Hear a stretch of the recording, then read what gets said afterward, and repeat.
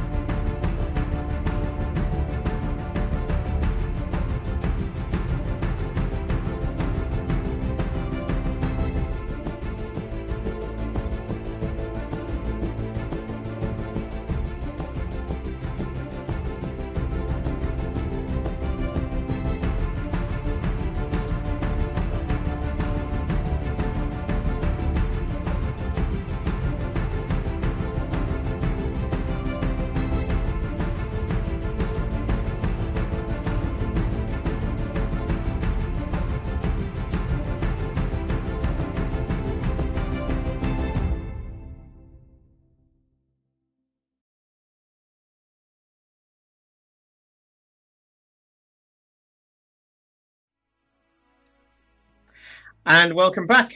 Hello to everybody in the chat. Hello. And hello to our players. Hello. We're gonna die. No, we're not. Well, come on. It's going to be more interesting than that, surely.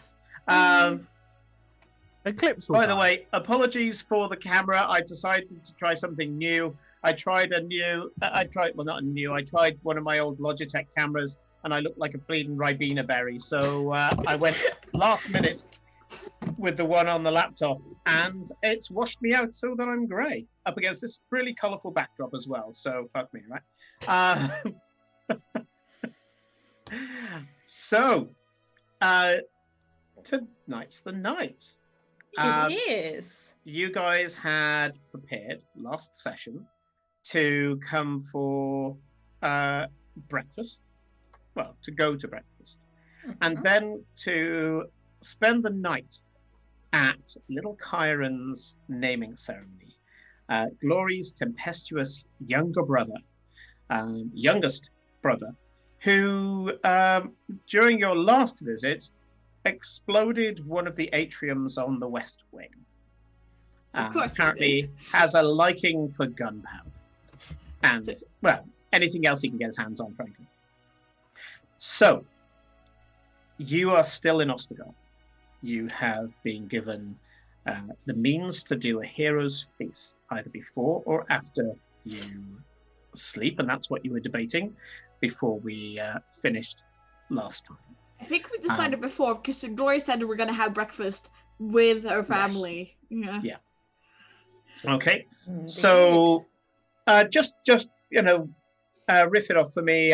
So you say you have it just before bed. Are we doing this as a, say, midnight feast, or are we doing this as breakfast? Midnight, because we have breakfast in Scalra. Yeah, we were debating the whole second breakfast thing, I think, at the end of the show last time. And I think you got for second breakfast, but I think you got voted down on that one. Fair enough. No, that's cool. I just wanted to know. So, what I imagine we'll probably all pile into the booth. Yeah. Remember? Yeah. And what Farewell will do is he will take out the bowl and he'll place it upside down into the center of the table and begin casting. And it's the usual sort of like quite overly verbose, sort of divine wording that all of his spells use. And as the spell reaches its end, he slaps the center of the bowl down. It disappears into the table, and out of it just rolls like every 6-year-old's just absolute desire that they could have at like midnight. You're talking all different kinds of sweets and fruits and ice creams and pancakes and jellies. Fish, because Eclipse is here. Yes. Yeah, they can do some sashimi and stuff like that for Eclipse that she can have, and yeah, it just all starts growing up out of the table and then just sort of stops. I want crustaceans. And that means I should roll some temporary hit points as you get D10 temporary hit points. Do all of us do that or just you? All of us. Just him, and everybody gets it. Yeah. Oh, sorry. I roll it, and then you get it. You get whatever I roll. Ah. We're doing this where's my before our D10? long rest, so we've got to remember to maybe add them, or could we? You can add them now. Yeah. Long rest and then add the them. long rest, yeah. Because this thing they'll lasts for 24 hours. Yeah, but they'll disappear if we hit long rest. I'm just wondering whether. No, they won't. No. They don't. No, these float. No, but for on 24 hours. D&D Beyond, they might disappear. Is my point. Oh, uncheck Oh. reset maximum changes during this rest box on D&D Beyond, and that won't change your hit points. Okay. Yeah. Ooh, that's a 9 on the first D10. Ooh, and a 6 on the second, so 15 points, temporary hit points. Yeah. Right. So we can get into a bar fight. Sorry, carry on. This spread explodes from the table, and the Hawk and Harness is in the middle of the city that doesn't sleep. You can see that there are a load of people just looking in your direction now, and then over the bar, Noki goes, "That is not on the menu." No, but I learned this a little while ago, and I'm just saying I'm not going to be doing that for anybody else. Oh. No, that's true. That's fair. I like the what are they profiteroles? I like those. They're nice. You can have one if you'd like. Don't mind if I do. Green icing. I've never seen them with green icing before. And so he picks one up, bites into it, and goes, "Oh, it's like lemon and lime. It's lovely," and just goes back to the bar, munching on this profiterole. Eclipse is digging into refreshing. all the seafood dishes, especially. She's just like, Yep. yes, all the fish and the crustaceans and everything. Like a big seafood platter for you. Yeah. Lots of shrimp and. It's funny You can because see that Korean there's- hates seafood, and no, I don't hate it, but I have yet to find seafood that I particularly like. Yeah. Know what you mean. Whereas I'm the opposite. I love every seafood. So you can see that you've got some jealous looks from these hard-working folk as they watch it as Farewell puts a bejeweled bowl in the middle of the table and then makes it disappear for food. That bowl, quite happily, they could set up a business. That half of them could buy a house. But no, you enjoy your food in front of all these hard-working folk. It's fine. We did say we were the assholes that's our booth. We do everything in our booth. Yes. Our booth. We are It is those our assholes. boo. Yes. Oh yeah. But there's just some kind of dwarves muttering under their beards. It's like we're like the boarding school kids maybe at a place where you might be able to also get food, and then like they've got some freaking like crazy long table and stuff, and you're like, why do they get the good stuff? Like We're kind of that because we live here and this is our. They're invading our space, to be honest. You know. Yeah. They're in our home. This is our living room. eating Yeah. Food. Yeah, I mean, they know that you're who you are, which is why, you know, they don't hate you so much. More as kind of like lucky. We just won't. We just won't tell them that we're only doing this because we're scared of a little dragon. Yes, we're scared of That dragons. we're not even like, planning to fight. We're scared of the in-laws. Yeah. Yeah, we're off to see the Why are you having mother-in-laws. that feast? Well, there's this banquet we're going to.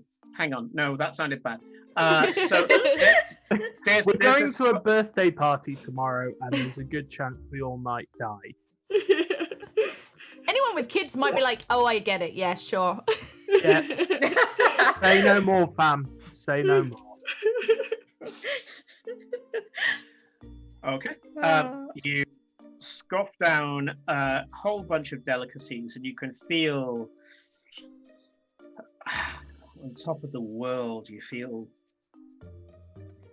like you can take on anything, and with a, has to be said, almost drugged up confidence, you're ready for bed. Okay, I want that every night. That was very, very nice. That was about It's 3,000 gold. per meal. 1,000 gold per meal, actually. It's only a one. Oh, you did the For cheaper a one? race. No, it's always 1,000 gold. It's always 1,000 gold. There's no like cheaper one. Or more. 5,000 gold is Liam's secret fucking chest. Anyway, Yeah, I if shall you not find do me- my Liam's secret chest blend. You guys, If you find me a 1,000 gold bowl every night, sure. Cora starts to think where she might be able to find a bowl as she wanders You upstairs. you watch as suddenly there's this as you try to get up from the table. You might There's want to this- look at chat actually. Oh, I'm doing it. As you get up from the table, there's this sudden shimmering as the ward that surrounds your table starts going a little crazy. You don't even remember putting on the privacy ward, and it's crackling, almost as if the spell that you just cast has interacted with it badly. Steve. Let me get the fucking book. I should have it by me at all times when I do this. For anyone confused, especially watching on YouTube, Dynan in chat on Twitch has redeemed the Wild Magic Burst, and that is what we are about to deal with. Okay. It is lovely. I don't get to roll anymore. Dynan, please type in !D100.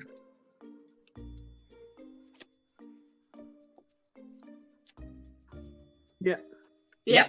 Yes, this is the So thing. can you you- roll 1d100? So Yeah. exclamation mark 1d100.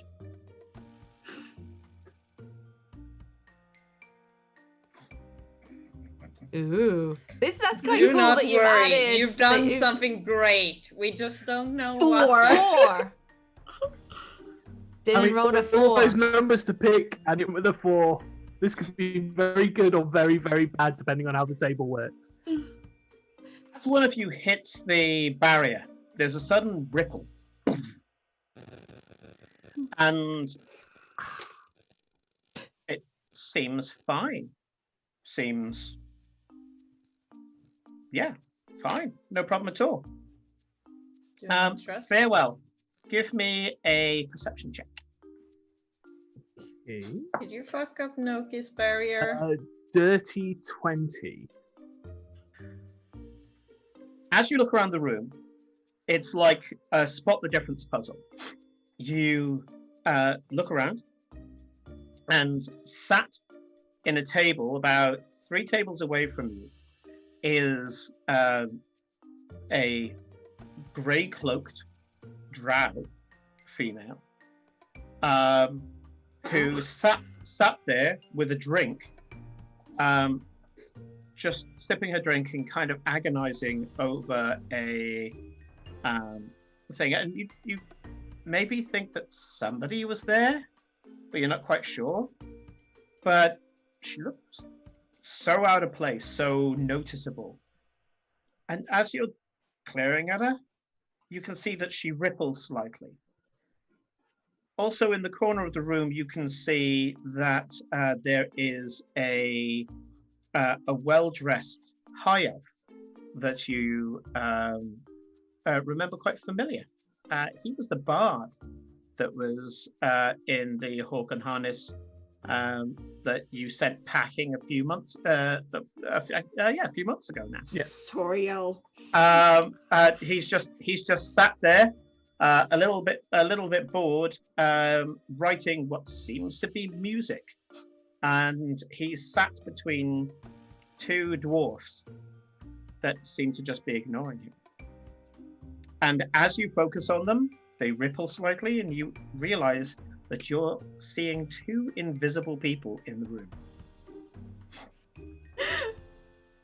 Huh. Why did you hit that?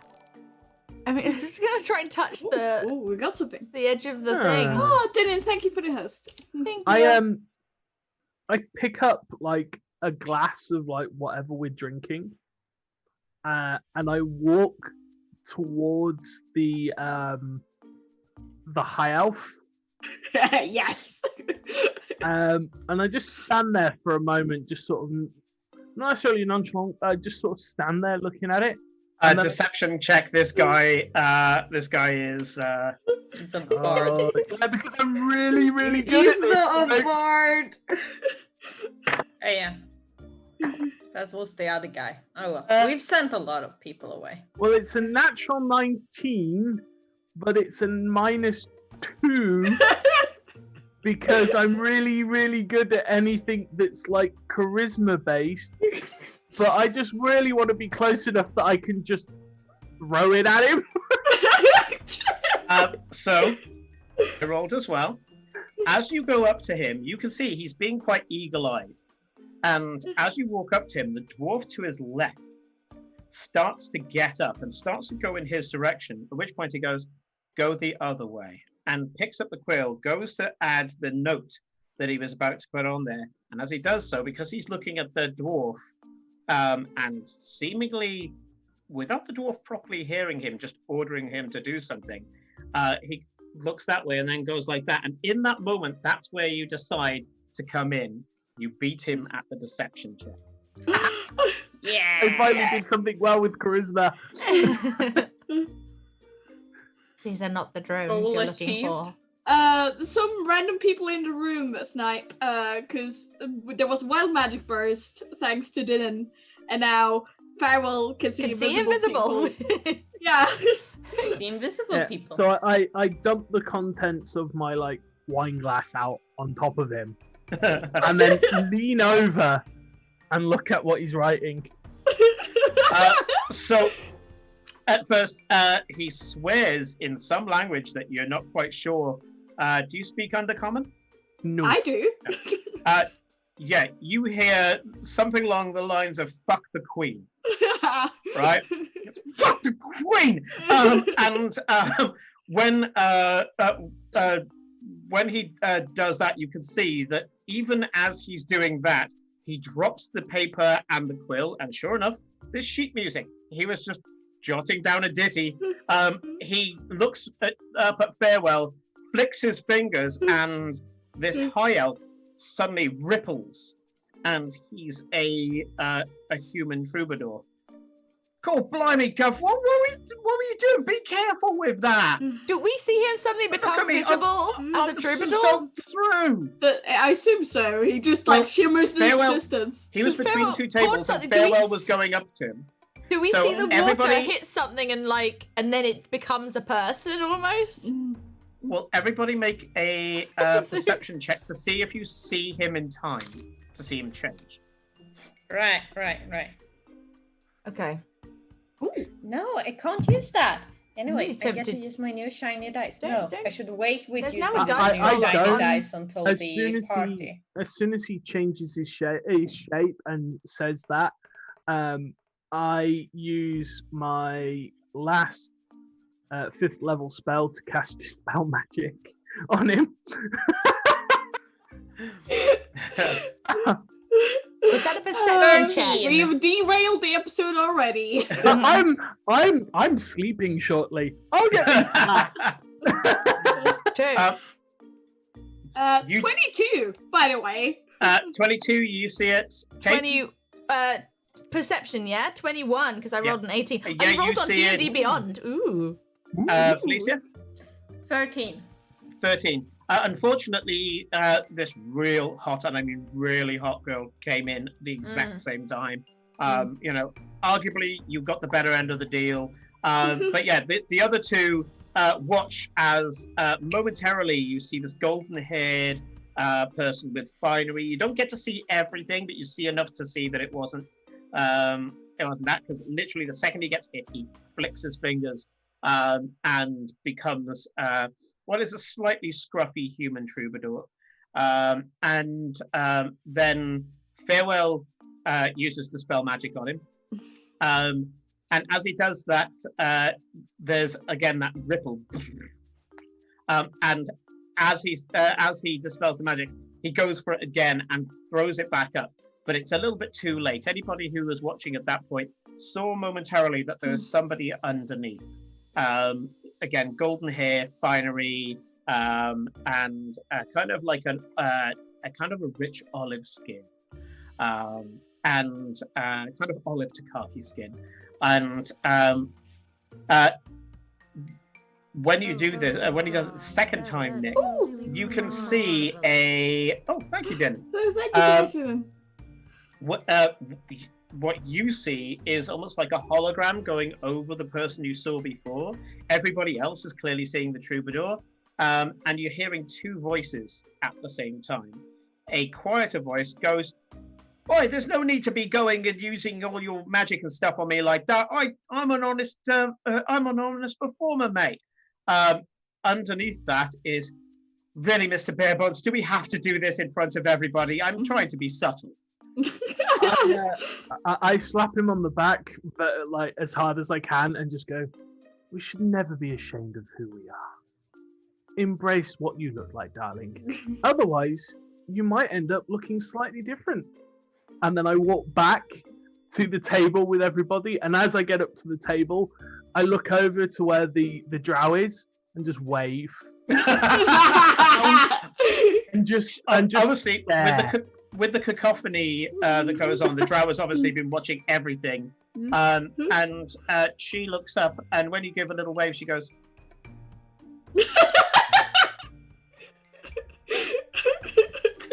"Would you like to try a profiterole?" "Yes, please, but it will look like you've just put a profiterole on the table and left it." It's fine. Until it like disappears into her. Do we- No, actually, when she grabs it, it turns invisible. So. No. It's good. To the rest of you, Farewell goes up, puts a profiterole on the table, and walks back to you, happy as you like. And the What? profiterole just stays there until you look away, and then when you look back, it's gone.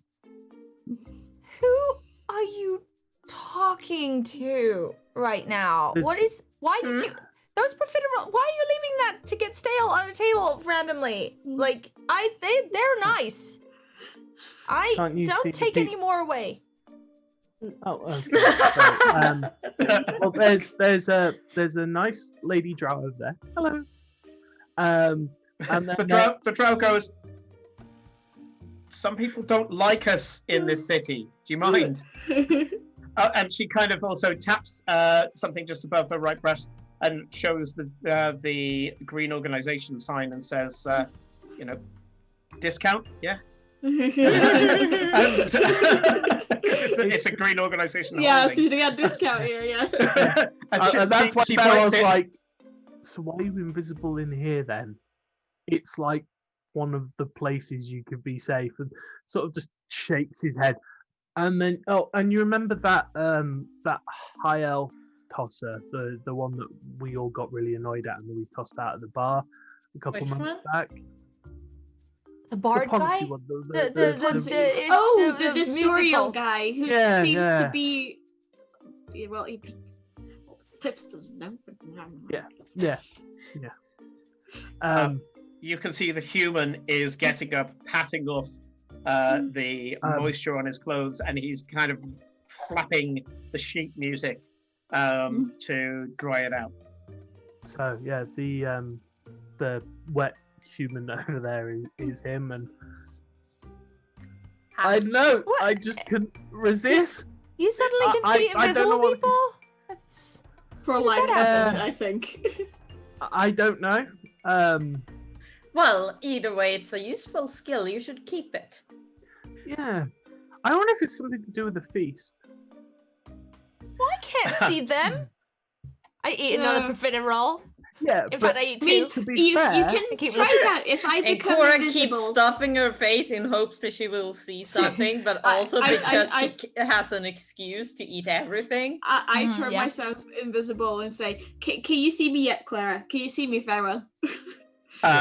Farewell can see you. Nobody else can. And Cora, as you're there eating, Eowyn says, if you eat much more, all you're going to be able to see is your own pulse. You sulk. useful. You have to can write that see down. that the drow and eclipse is starting to play. Looks like The- it was only temporary. The drow, to be fair, is smiling, taking it in good grace, and she can tell that that she's fading, and she just tips you a little wink, and goes back to. She picks up her book, which you can see is like one of the. I guess it's the medieval version of Mills and Boone, and she's just reading just kind of like trashy romance novel. And she sits back, and you do notice if you stick around even for a few minutes that Noki will walk up with a tray of drinks and a cloth to wipe down tables. He'll wipe down the tables, and when he leaves, there's one less drink on the tray. So many layers to this place. Does mean we have to be more disciplined about what we talk about before we get into the booth, of course. Well, there's always people watching. Farewell. Haven't I taught you that yet? Yeah, but usually what we talk about is so benign, I'm not really that bothered, but That is why we talk about benign things. true. Just weird. Don't know why here. Oh well. Okay, let's go to bed. We have an early start tomorrow. That we do.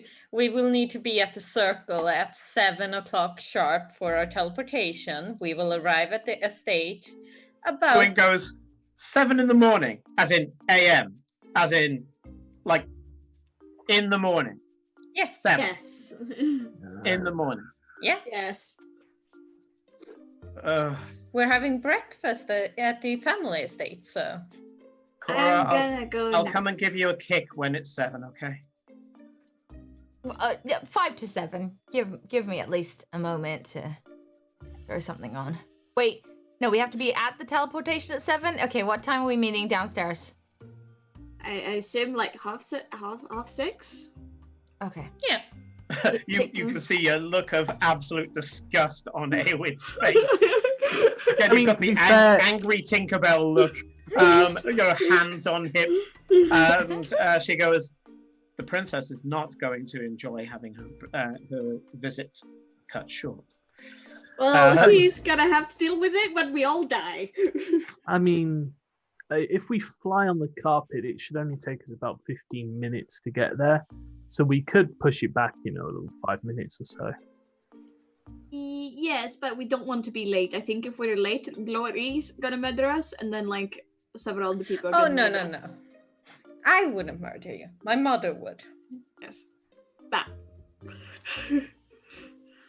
That's the headless lady, right? Yes. She is not headless, but... She heals keeps undead with her, which is apparently a great thing. You watch as Eowyn lands on Cora's shoulder and basically walks into Cora's hair, disappearing completely. Yeah. Like walking into brushland. Either way, It's gonna be. it a is long partially day. because I wanted to introduce you to my mother before the party, and also because I need to give Kyron his gift before the ceremony.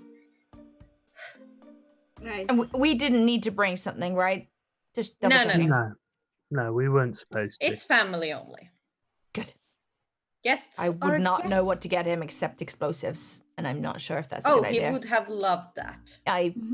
That's my problem. That's It the doesn't problem. seem like a great idea. How old is he? 7? He's turning 7 tomorrow. Yes. I don't think giving explosive to a 7-year-old is very responsible. It's the only thing I Why? know he likes. Why? Uh, I mean, It's an important lesson. If he loses a hand, then Yeah. then he knows not to do it again. well, that, and he already has access to most of the supplies in the home. I mean, it's just normal to have some laying around, you know? Oh boy. right. Anyway, bed now. Yes. As you head upstairs to bed, anybody who looks back will notice that the human is no longer to be found. However, just as you walk up the stairs, somebody walks into the main room of the Hawk and Harness, and let's say trips over very quickly, almost as if they'd hit some sort of invisible post that angrily threw them over their shoulder. And with that, you go upstairs to bed. And you all settle down to bed. And Cora, you close your eyes. Your body starts to feel light as a feather. As you go into deep slumber, your body becomes insubstantial and then dissipates. The covers fall down onto your bed, and well rested, with this heady sense of pollen, just this botanical aromas all around you, the smell of honey, warm sun on your skin. You wake up on the lawn and sat talking to each other, laughing calmly, jovially, is Enola and the Summer King. Ah, Sakura, come to take my daughter from me. Please, come and join us. Come and join us. Morning or evening? I never really know. Anyway, hi. Midday, always midday, I'm afraid. Oh, that makes sense. He looks above, and it's almost like the sun is directly over his head. Always feels like that. And he gestures to ice cold mead and a form of lemon balm drink. Gestures to one of the tables, to one of the chairs around the table, and as if automatically, a bunch of servants walk forward with a selection of fine foods.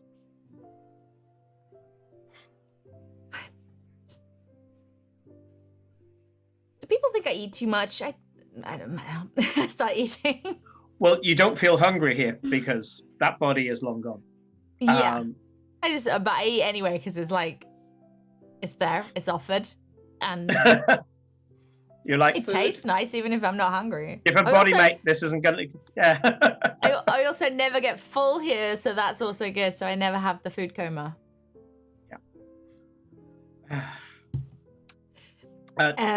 Any news? Anything different? I'm feeling much better now after Mr. Barebone's little indiscretion. Well, I do need to book my meeting with him at some point, don't I? Well, I mean,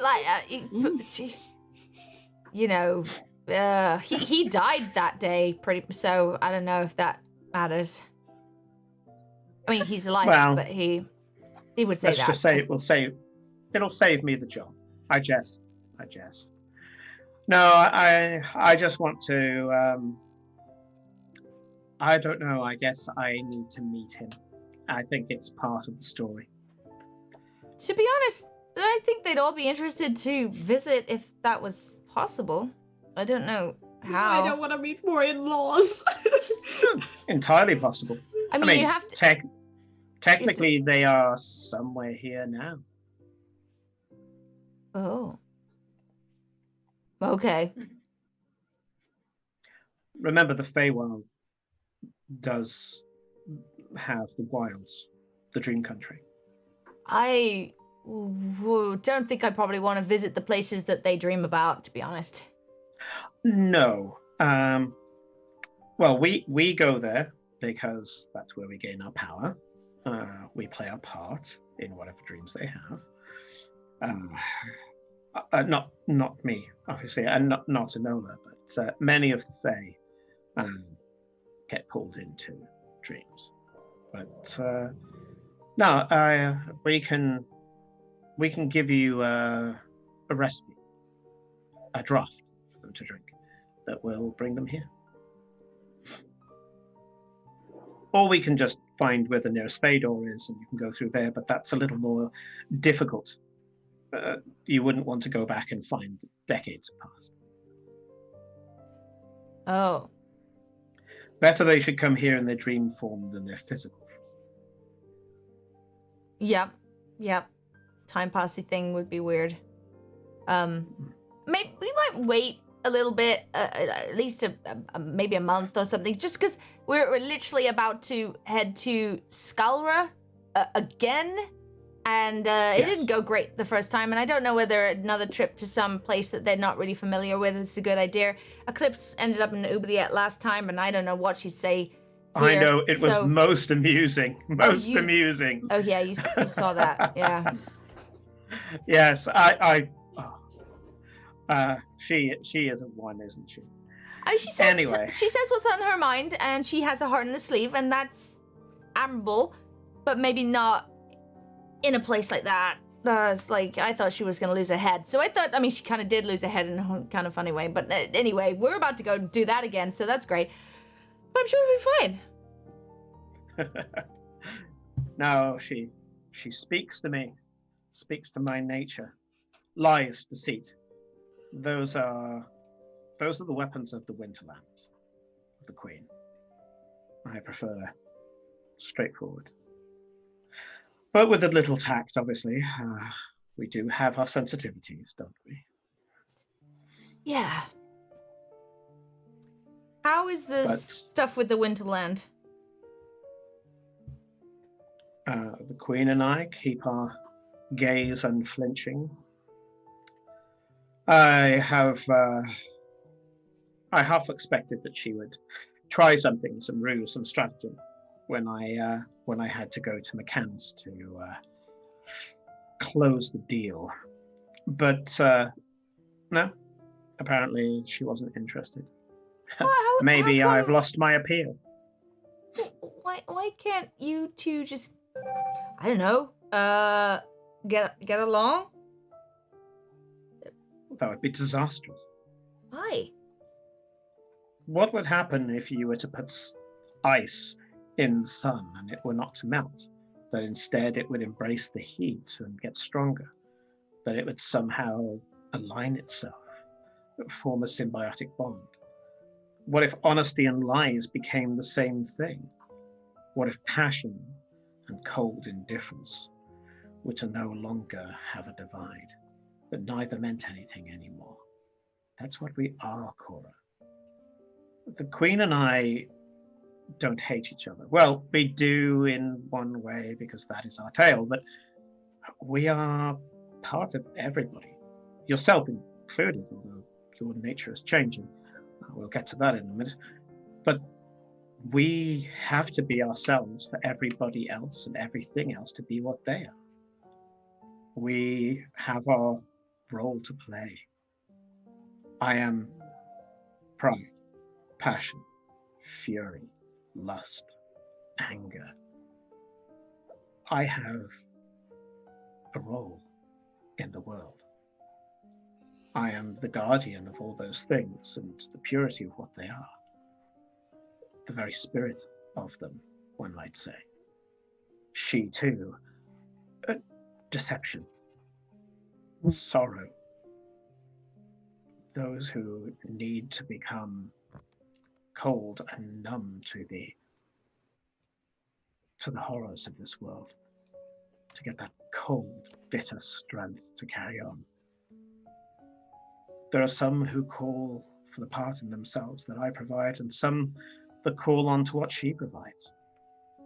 If all of a sudden upward to be down, leftward to be right, blackward to be white, it would be somewhat of a, well, let's just say your prime material plane would rip itself apart. Okay. We are tethered to it, and it is tethered to us.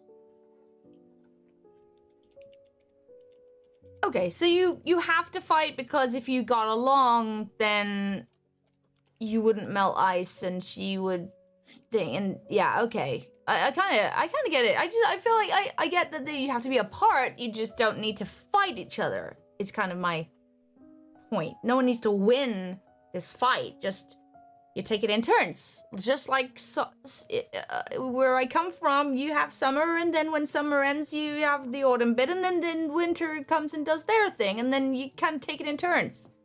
You know, like a tennis match. The Queen and I are so very often in truce, and yet we both have our more extreme sides. You saw that when those Modrons came. Yeah, that was tame, would you believe? A momentary tantrum of mine. She is the same. She contains envy, jealousy, all the vitriol that you would find from those things. She and I are different in that I am rage. I explode, but then I am calm. I am angry for as long as I need to be. She is hatred. Hatred can stay with you your entire life. She lives in pain where I live in extremity. It is each our burden to bear. She has a certain peaceful beauty about her that I will never experience. I have a joy and an energy that she will never experience. And we cannot give that to each other. So we resolve to be who we are, as we have done throughout the whole of time. Huh. I just feel sorry for you guys because you don't experience all the different things. But it is our nature.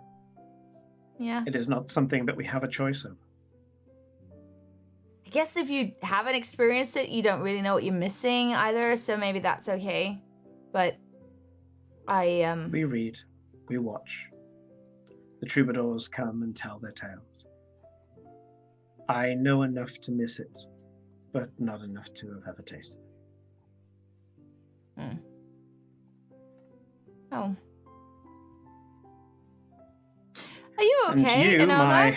Oh, sorry. Enola turns around and puts a hand on your arm and says, yes, I thought that this would be beneficial for you and Father to catch up.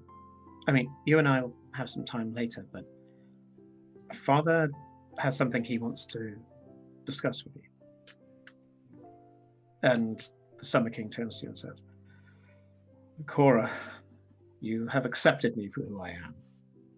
Even now when you say, could things be better, it's clear that you don't fully understand, but few do. But neither do you judge. And you accept me for who I am, and you've accepted that which I gave you out of necessity to save your life. And you've done so without complaint. Not only that, but the way that you've wielded it. Your power has grown. As the seasons ebb and flow, I find myself in my solstice. My power at its height, the queen at her weakest. And I wait for the situation to be reversed. Both of us during this time, we drink deep from the well and pass our power onto other people. And so I would like to grant upon you a gift. A single ability that you will be able to do to fundamentally change the world. Something that you can do to bring a little of the Feywild around you.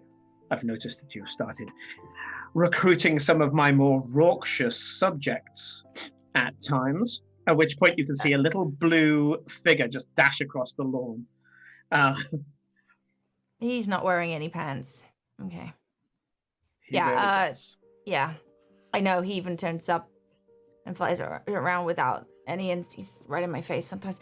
I mean, like, you know, I found I was able to ask for some help, and they help. I don't know, they're kind of fun. They've got a stupid attitude, and I like it. And they do really bad poison damage stuff, so, you know, that's helpful. So, Yes. Fireberry poison. Yeah. Which they also use to flavor their food, by the way, which is why they're all so full of energy. Oh, okay. Yeah, it's like alcohol. If you have too much, it's bad, but if you have just a little, you're just loopy, but not dead. Okay. In the bushes, you can hear this minuscule voice go, "I'm yearning for a burning." They are everywhere. Yes. Worse than maggots. I don't need anything else from you, though. Sorry, you've given me so much already. Really? Yes. I mean, it's Cora, useful, and You've if we taken it for yourself. You are using the conduit that we have between us. Remember, everybody in the prime material can draw from me whenever they need to find the anger, a mother, and you can see his eyes glaze over. A mother currently picking carrots in her garden. She hears the baying of wolves. Her children are by the well, 40 feet from her. She's not sure if the wolves are closer or further away, and yet she calls upon me. The rage starts to go through. Her blood starts to boil. She picks up the garden hoe, a terrible weapon, and yet she knows that she could cleave one of those wolves' head off with such an implement. And she's ready. Moreover, she wants it. And suddenly he's just back and he goes, "That's what you've been doing. Your link to me is stronger than the mortals. You're able to use it to enact your will around you. You bring a little of the dream world, the fantasy, that which is in everybody, to affect the world around you. You are literally the woman of people's dreams." I look at Enola and blush. Enola kind of smiles at you, kind of enjoying your embarrassment a little bit. Kind of, there's a little bit of cheekiness there. She says, "Father has started to detect that you're drawing a lot of energy from him. We need to find a way of channeling that into some form of effect. Otherwise, you'll get extreme." Okay, well, I'll burst into flames all the time and just be really angry at everybody, because I kind of like being happy. I don't want to be angry at everybody all the time. I mean, the rage is really interesting when I need it, when, you know, someone hurts my friends or something, but I don't, no offense, I don't want to be, you know, all the time. It's You don't want to become me. not really. Good. Start thinking about what you would like to enact upon the world, what change that you would like. If you could feel all of that emotion, all your passion, all your rage, everything that drives you in your cause, if that were to bubble up and explode out of you, what would it look like? Give I it have some to answer right now. Okay, I'm just wondering if I have a bit of time to, because Oh. my thought is just I'm still thinking about the fact that we're about to meet dragons in a second, and I gotta leave early as well, slightly, just so you know. We gotta go Maybe a real 6th level early. spell might be useful.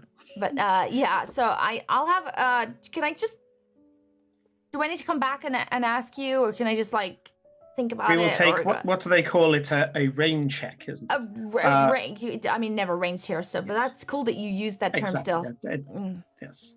Well, no, it's we don't, but you do. Oh, So okay. yes. You're learning. That's good. I'm teaching you some stuff. I like that. Yeah. Okay, so some big thing that I want to do on the world. And channel thing. Okay. Anyway, I've taken up enough of your time. Enola, enjoy your time with your lover, and I will be watching intently as you meet the dragon. It's been Okay. a while since I've been face to face with one of those. Yeah. Oh, yeah. You don't watch all the time though. You know, when you go, you're actually going away though now, right? You're not watching now. He looks at you confused. What are you on about? Nope. Nothing. Good. Bye. Okay. Farewell. And when Does he says he just farewell, watch us he's the whole time? Like whenever we do it, like that's just weird that your dad is just watching us the whole time. Like, you don't find that weird? Enola starts laughing and goes, "He doesn't watch you while you're here. Okay, good. They're just okay, good. Just most of the time." Okay. Oh God, oh wow, I've done some really dumb things. He's seen some really silly things. Okay. Oh yeah. I mean, half the time I'm in court with him, and I mean, sometimes he has to do other things, but normally he normally calls this mirror, and he can see what you're doing. It's part of the pact. It's been great. I've seen some wonderful things. I like it when you fly. Do I need to like tell him when I'm going to the outhouse? Because I don't really. That also is not a good idea. Oh no, he just gets bored at that point, and the mirror disappears. Good. It's fine. Good. Just checking. I think he was intrigued the first time, but I think that was, yeah. Yeah. Anyway, Wow, I don't your want to think dad about knows that right so much about me. I'm surprised he still likes me. It's amazing. Okay, you must have a good relationship with him, that he is still letting me be around and not exploding me into fire. So, thank you. Well, he's been around the entirety of time, Cora. I really do mean it when I say he's seen it all before. Right. Yeah. That still blows my mind. I can't process that. But okay. So yeah, he knows everything. Okay. Anyway, let's go. I've got some new books I want to show you. They were written by some of the Feywild, but not here. They're imports. Come. And Okay. She takes you off to her chambers. Cool. The next morning, you wake up. Weirdly, the sheets levitate above Cora. I'm telling you as players, Cora's never seen it. And they fall on her body that just suddenly appears. You guys have seen the same thing where suddenly it's like her bedroll will just, and she'll just appear in it. And you wake up at an ungodly hour. Yeah. 6:30, a full hour and a half after I normally get up, but still I feel sorry for your characters. The sun is lazily creeping over the horizon, just kind of scaling the rooftops in your direction, you can see that half of the city is lit. It's almost like the sunlight is like a liquid pouring from rooftop to rooftop. Some of them still in darkness, very slightly obscured, and some of them newly lit up and golden. You can hear that even this early in the morning, there's a slight change to the normal sound that you get at nighttime in Ostergard, as the earlier of the factories start to wind up. You can hear the sudden rumble of furnaces, the hiss of steam from the mechanica, and arms, moving parts, some of them incredibly large, starting to move. Some of them just starting to move for the first time and maybe complaining a little bit in the same way that some of your joints might be, I'm sure. And there's this over the rooftops as a large flywheel starts to move. What would you like to do? Wake up. Make sure everyone else is up. Yeah, I'm up, Yep. okay.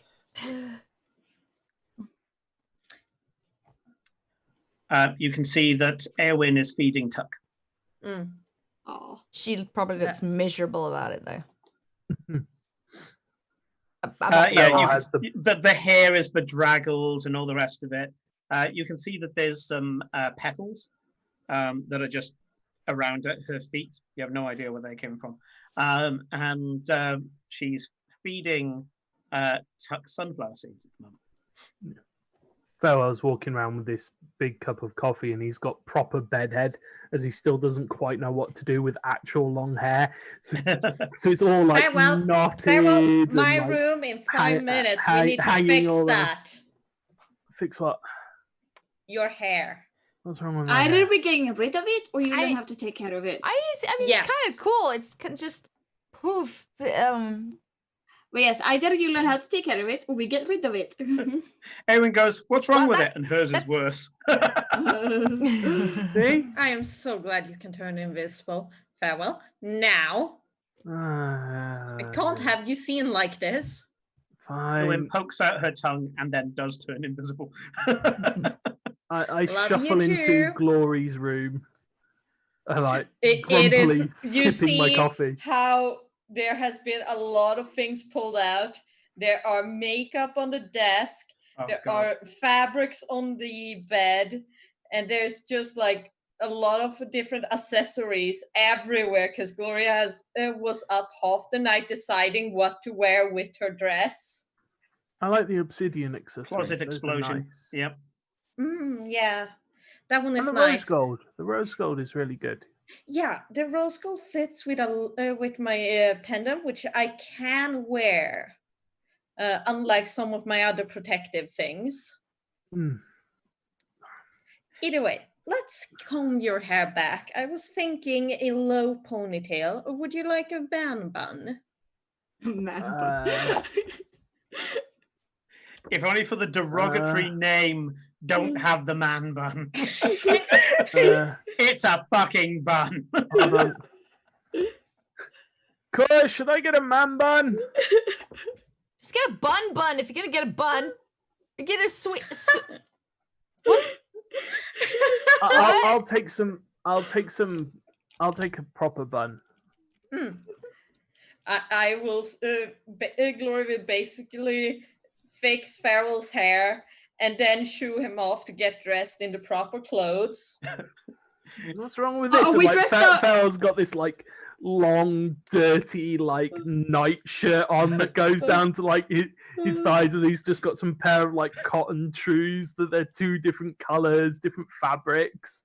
Just like, what's wrong with that? I'll just go put my armor on. It's fine. No, But you're not, remember- because we got the clothes yesterday. I thought Yes, that was for the remember- evening. Yes, but you put them on in the morning so that you look fancy the entire day. What I'd if we rather just- spill something on it? You don't. Also, they're what if charmed I against spill- it. But what if? Okay. Oh, I'm man. mostly thinking for Cora, by the way. I know, Stop that's why blaming I your had own them clumsiness spelled. on Clara. Cora is stuffing her face this morning, knowing that no, we're gonna have breakfast, but she's trying not. She's worrying about dropping shit on her. Although she's also wearing her armor, which she can sneakily turn into whatever Yeah, it's a Glory shift makes. shroud. Yeah, basically, She can Glory always could do a tell the shift replay. shroud what to be, and it will be it for you. Yeah, so she can pretty much like change it if she then spills something on the real thing. She can just be like, oh, no, that is fine. I'm feeling very naked without my armor. Yes. Farewell I returns want to wear downstairs. my armor. Can I He use is my wearing, hat? He is wearing his armor, and his clothes are in his bag of holding. It's like before you get upset. Fine. You It takes can. like 2 minutes to take this off, and I can put stuff Mhm. on from there. Are It's we- cool. I suppose you could change at the estate, though that is slightly improper. Farewell, let's not take any chances of being slightly improper. Oh, I with wasn't these going to laws. change in the estate. I was just going to get changed once we teleport. It's just that I just really don't want to. I really don't want to risk messing this stuff up I because don't think he knows, mistress. He's Ugh. not aware of where we're going to be teleporting to. is that smoke thing talking again? Yes. Anyways, he made a good point. We That thing made a won't point. be showing up at the private teleportation circle. Since this is a big thing, it's the public one, so they can announce that we have arrived to the city. And like Farrell's arm just goes. Naked farewell. He, again, surely for the wears sake clothes of- underneath metal. I was about to armor. say it's still metal, Chafing. so it chafes Yeah. like a fuck. So he does have like things like a Gambian underneath, a pair of proper padded trews, and all of that sort of stuff. Well done You for know. Gambian, by the way. Yeah, well, I know my medieval armor. And so he's like, and it all comes off, and he sort of goes, "I'm still bringing it with me." Sort of shuffles back upstairs.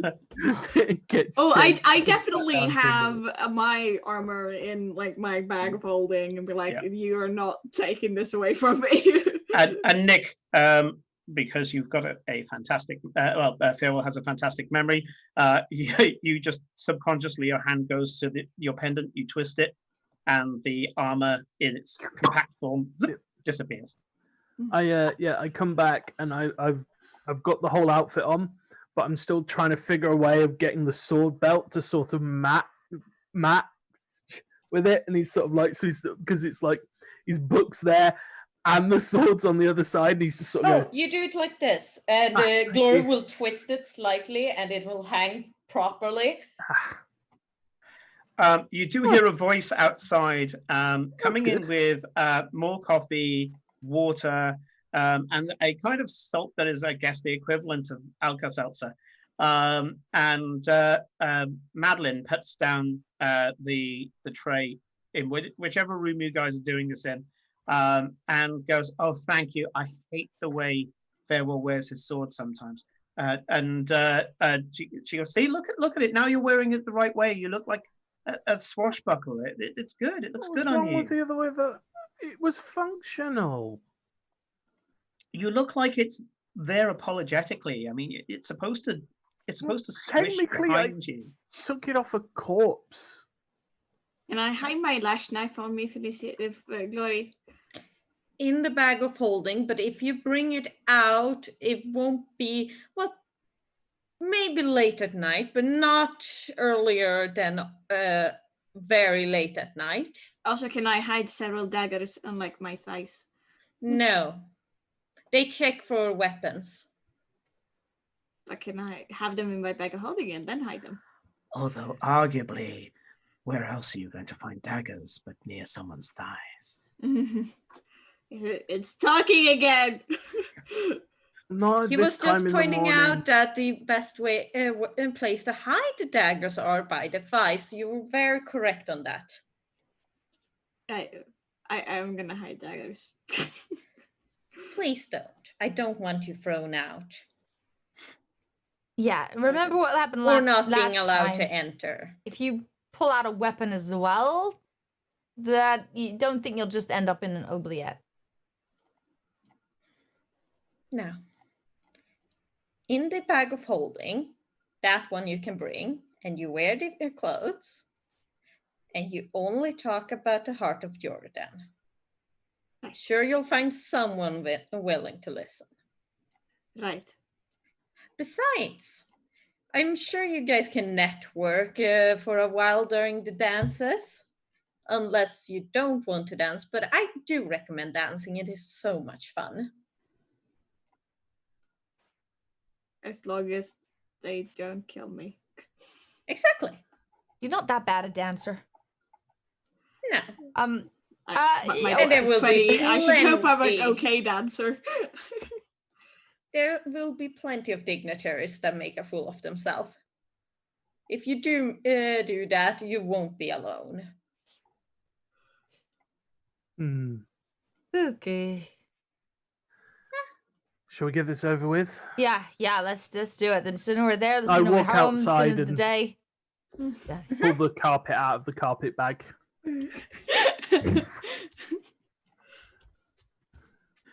I Who's sit on the driving? bag. I like carefully sit down, careful not to wrinkle like the train, the like long train that we have. I went like, Don't could I get away? Could Cora have got away with actually keeping the real outfit in her bag of holding and is actually just wearing the shift shroud with the right looking outfit, but knowing that it will Yes. never like crease and thing, and she doesn't have to worry and. Which technically means that you're in full armor at the moment because the ship's shroud does that. Yeah. Yep. Yeah, basically, you can lay the costume out on your bed, go straight up, put your hands on it, and say, "I need to look like this." At which point, your shift shroud will just go. Right. But I Turn will into put it it. in the bag just in case there's something about this outfit that she hasn't been told, that all of a sudden everyone else starts, exploding with fireworks and she has to quickly go change because she's not ready for it. But yeah. Just in case you go all Hunger Games, I understand. Well, it's just like there yeah. might be something like if she gets found out and she doesn't have the real outfit, she's gonna be in trouble. So she's totally bringing It's the real just outfit. a deception check where she goes, "Oh, mine didn't work.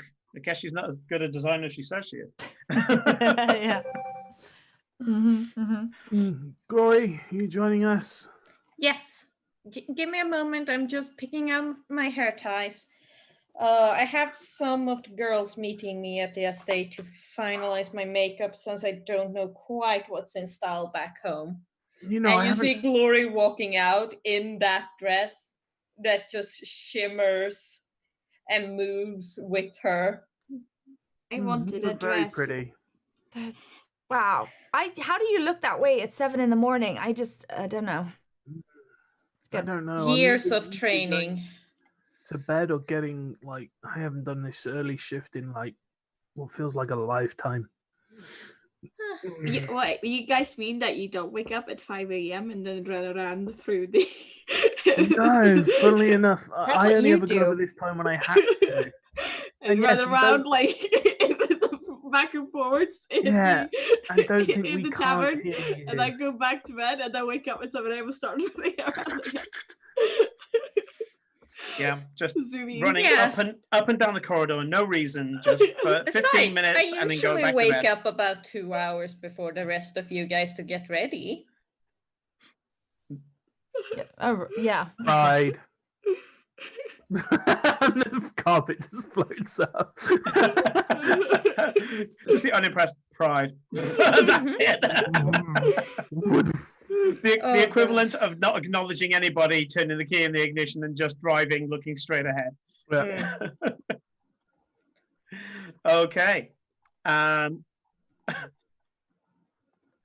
Right. Just need to put something in here. Cool. Right. You fly over the city once more, watching as a lot of people are coming out of their houses on their way to various jobs. Some people would have got up way before you, mostly the factory workers. And the people who are getting up now are mostly of the merchant class. There are kids leaving for school, things along those lines. And the city it's kind of quiet and civilized. There's not people that's just waking up, so there's that kind of sullen, lead-footed walk by everybody.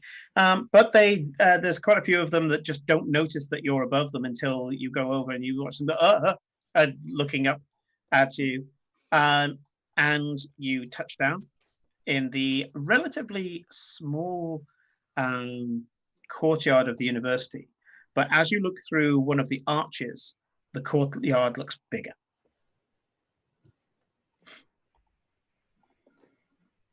It's just me, or is it usually more lively here? You watch mean, as a I've not student been here kind of this goes time. past with what is effectively a brekkie roll and goes, are you VIPs? Always. Okay. Do you want me to get the Bursa? No, don't worry. And she will stroll towards the teleportation place. I put a hand on his Okay. shoulder. Don't worry about it. Welcome Don't to worry about Ostigao University. We know, buddy. It's okay. Thank you. Now go Thank to your you. class. A piece of black pudding drops out of his brekkie roll, and he kind of Aw. watches you for a few seconds, and then kind of trots off to wherever he was going. Like this 40-year-old student. That's like clearly the S tier welcomers at this time in the morning. Yes. Yeah, I They thought that was haven't even smart started here. classes. Like most of the students are not awake. They start classes like 8:30. There's nobody awake around. I don't know. It's not that early. Yeah, I usually, growing up, my classes started at 6 in the morning and went until around 5. We usually ended with etiquette because at that point I was tired enough to actually listen. That seems awfully long for a child to. It also receive explains a education. hell of a lot. Yeah. Oh boy. Oh, a child. Okay. Well, which one are we going to this time? Oh, we're going to the one on the left. I think it's number 45 we got. I already booked it, so they are going to send us directly over. As you walk into the antechamber, Tezcatlipoca party. Yes. Just this way, please. Just this way. Are you all here? Anybody missing? Everybody is here. Oh, fantastic. Please. Okay, everybody. Have you teleported before? Yes. Good. Okay. So as you know, take deep breath. Not too deep, mind you. Don't just squash the tummy too much. Not straight after breakfast. Everybody in the circle and just relax. Don't try to jump out the circle halfway through. Just relax, go with it, and everything will be fine. Anyway, in you go. We're all prepared. We've been given the temporary destination code, and it should be good for another hour. So get ready, everybody. And 3, 2, 1, and suddenly there's this feeling like someone's grabbed hold of your stomach with a mage hand and pulled, and you feel a rushing sensation around you and in your ears, and there's violin music, beautiful violin music, a smell of jasmine flowers, and you can see that there is a kind of straw-colored trailing jasmine-like plants that's going up columns in arches from where you are, and it's a beautiful open-air teleportation circle. You can see that there are people kind of kicking about. Some of them have got notepads, others have got sketchbooks, and you can see a kind of encampment of servants off to one side, all looking to see who's turned up. The herald takes one look at Glory and goes, the glory of Frenya. And there's a ba ba ba ba ba ba ba of fanfare, and you can see that from the servants' encampment, someone ducks under the rope and starts running towards you. A Kalashtar male running straight up to you, and as they get closer, you get a sudden resemblance. They were female. Well, he was female when you first met him, and you can see that there is the trans braid on his belt. And the second that you it clicks, you kind of go, yeah, that makes sense. Yeah, I remember this guy from. Have you heard of the heart, Jordan?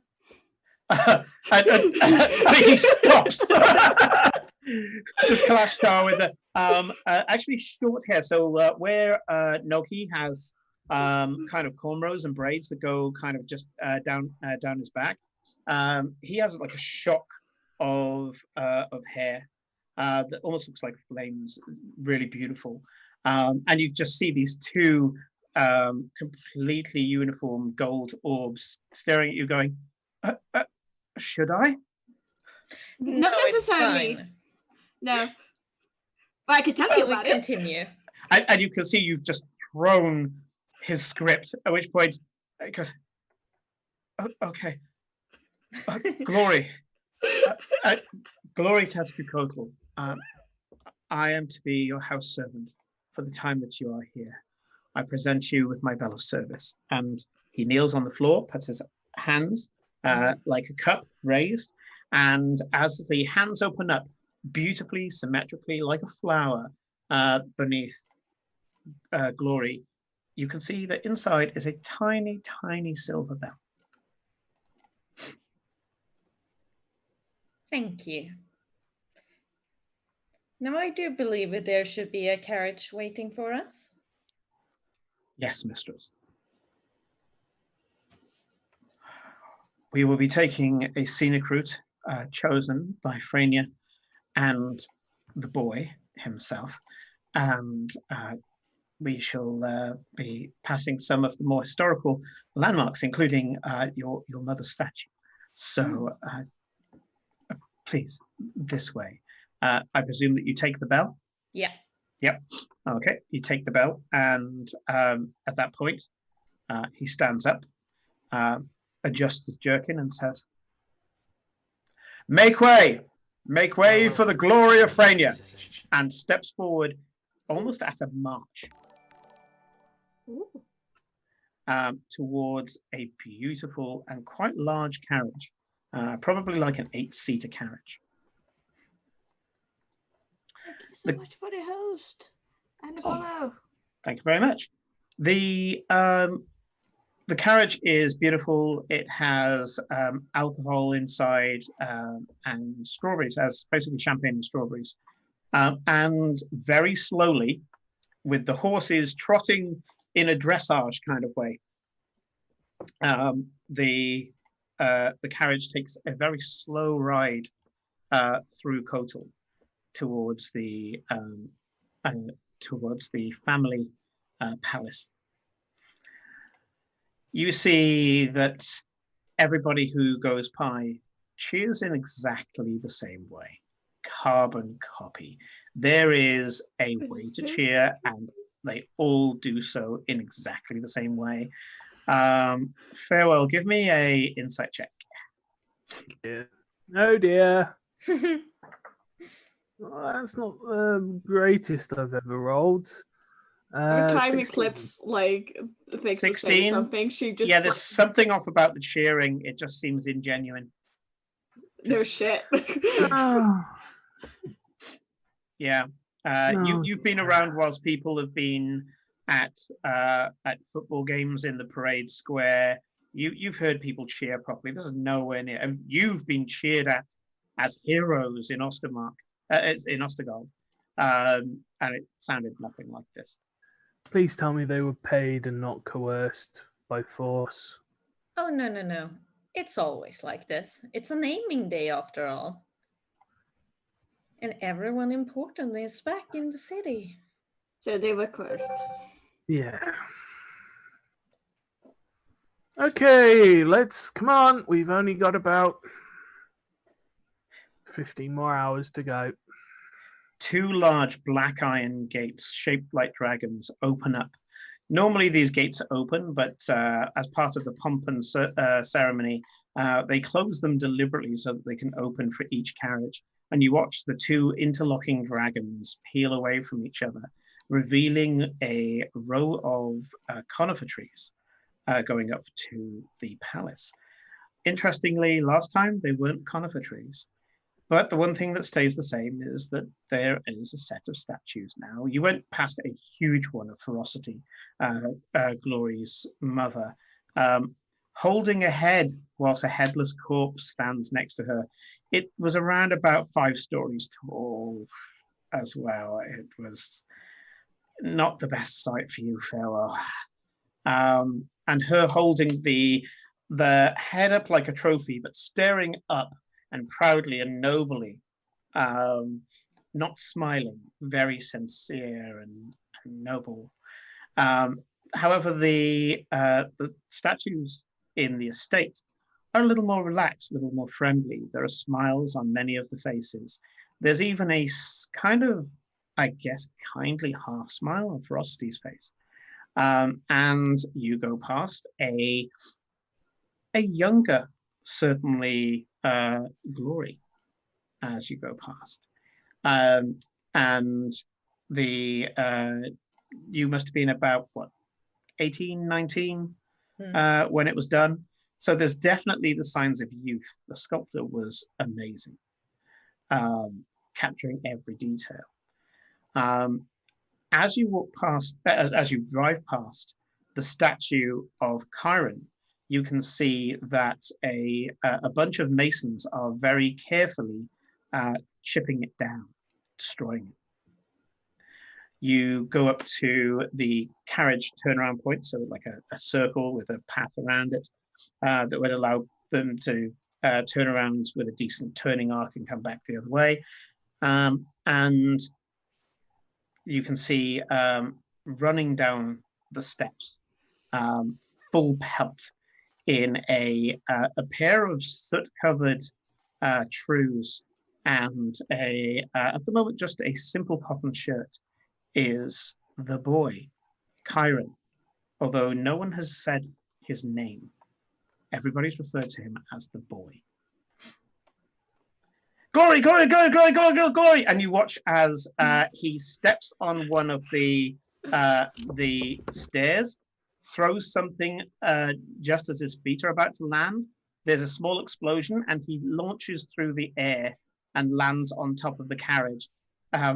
You kind of hear a skittering around. It's almost like a monkey or some large spider, and suddenly, startling one of you, I'm sure, upside down is this little tiefling face. You're here. I see you've been training. Yeah. That's an artificer's trick. Mm-hmm. It's called jump. I call it a jump bomb. Mm-hmm. Very impressive. And he kind of twists around a bit and then just leaps off the carriage, flipping backwards as he does so and landing perfectly on his feet. Although you do notice he shoots his tail out to keep his balance. This is such a weird family. Mm-hmm. Yeah. Introduce me to your friends. It's my naming day. Don't say my name. You're not allowed to say my name. Oh, okay. None of you are allowed to say his name for today. I'm the boy at the moment. He's It's the boy. it's part of the ritual. I'm the boy. Only refer to The me boy as who the must boy. not be named. Exactly. That sounds fun. Yeah, that's who I am. Yeah. And it Oh, would at be least it's Introduce not me to your friends. Introduce me to your friends. Of course. we went to We the have party, remember? Eclipse. I know, but it's a thing. It's a thing. Yes. Okay.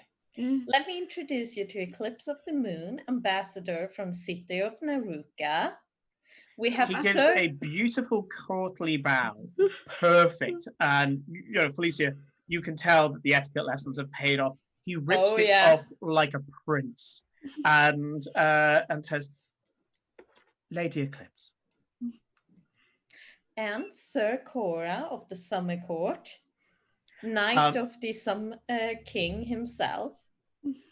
He rips the same bow, but because you are a knight Cora, steps forward and offers his arm. But he offers his arm so that instead of holding his hand and shaking his hand, you are doing like the You're forearm. about the same height as well. Yeah. Farewell leans down and goes, "Look, he's like a third of your age and the same height as you." Shut up.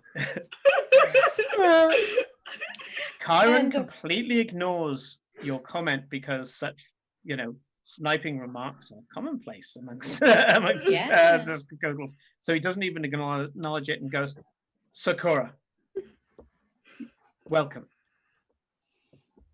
And lastly, we have Father Farewell of the Raven Queen.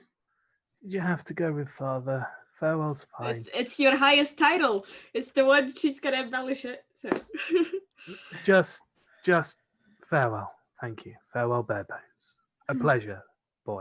He rips the same, again, every time, perfect same bow, and says, "Ambassador Farewell, Barebones of the Raven Queen. You are welcome. The Raven Queen is regarded here, but not necessarily revered." Huh. You have a Well, feeling it's a yes. practiced line, but Huh. Nice. she's a What good I would god. say is, They don't like her. when you're trying to be sincere, the slight upward inflection at the end, just kill it. It's a real sort of cut through moment that you can just spot. he kind of wrinkles his brow and goes, "Damn it, I thought I had it." But thanks for the tip. No worries. Yeah.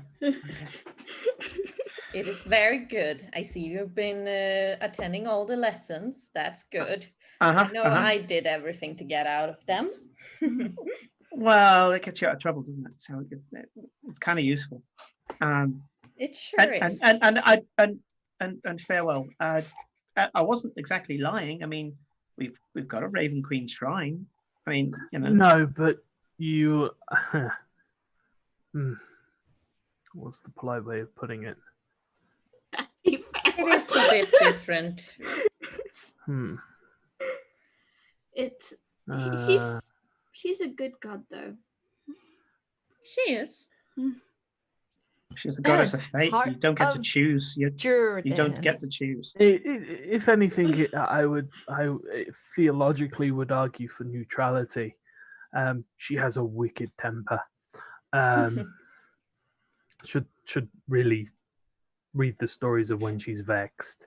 But no, the point I was trying to make was you don't, at least aren't as excited to see me as you are your sister, quite rightly, and that's what comes across.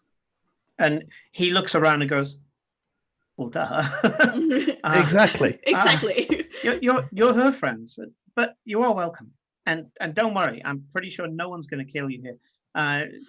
It's frowned upon, especially on such a momentous day. It's really rude. We are Just all gonna die. yeah. Farrell takes his book out, flicks across to a few pages, goes to the. There's one that's just titled "Things That Glory Would Say," and goes, "They will try." Sorry, I've been trying. That's why we have all the protection. Yeah. Come now. Mum would I say wish that's to- the spirit. Anyway, Indeed, that too. I want to show you some of my spells later, but I've got to go and I've got to go and find the tutor I just ran away from. I saw you coming down the thing. Anyway, but I'll see you for breakfast, yeah? Yeah. They're drilling me on this again. I mean, come on, I can do it really well. And he rips the bow again. You have a feeling he's been doing it all morning. And he goes, "See you at breakfast." And darts Breakfast. up. You can hear a master boy, Master Boy, we really do point- need to practice I it point in the again. opposite direction. He went that way. And I point in a different direction. because it was the first person to do it, he looks at Farewell and goes, "Oh, thank you. I'll get in a lot of trouble if he doesn't." Well, you know, and just carries on walking off in the distance. It gonna took be a long 7 day. servants and 5 hours to get me into my clothes on my day. Only Does- that long? Yeah, it And doesn't that surprise fewer me. people? Yes. Mother got involved. Ah. I was about to say, it doesn't sound at all like you making it that easy on them. You must have been feeling generous that day. That too. It was important. Perhaps they should Come have now. called you generosity instead. Yeah. No, that's my You- great aunt. You watch as the Kalashtar. It's something that only Farewell, with his incredible perception, would be able to notice even passively. You do notice that a muscle twitches in the Kalashtar's face as you say that. Either way, I'm going to introduce you to my parents. Come now. What about your You dad? met my father last time, so it won't be as hard. Also, I want to see Smoke as soon as possible, please. I'm sure they know where she's being Miss kept. Smoke will be at the breakfast, madam. Oh, thank you. I can talk with Smoke. I don't have to talk with anyone else. This is amazing. Just kind of quietly, maybe don't actually say the stuff that people can overhear and things, depending on what you're saying. I'm just. If the glory would follow me, your corridor is this way. Yes. And starts heading off. Not even up the huge pair of symmetrical stairs that go up to the main entrance, but just walking around the building. You can see a stone fountain that's coming out of the wall of the palace, kind of an ensconced fountain. Is directly ahead. You can't see any form of door. You get around about 20 foot away, and with a gesture, the servant just casts some sort of unlocking spell. The water coming from the fountain turns to fire, and the entire ensconcement ends up burning up and disappearing. And behind it is an archway with a simple wooden door. And they open up the door, and you can see that beyond is a large common room with a set of suited bedrooms coming off it. They gesture you inside, and we're going to leave it there as we go for a 10-minute break. Yeah. We're all doomed. Of course we are. We're all gonna die. You're so Bye. pessimistic. Of course. We're doomed.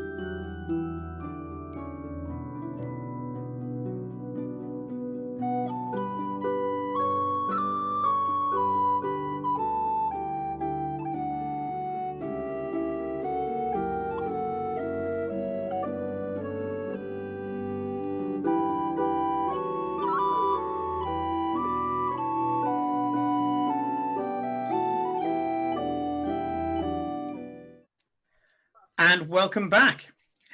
When we left off, the servant had managed to dismiss an ornamental fountain leading to a door into the palace proper of the Tezcatlipoca family, Glory's childhood home.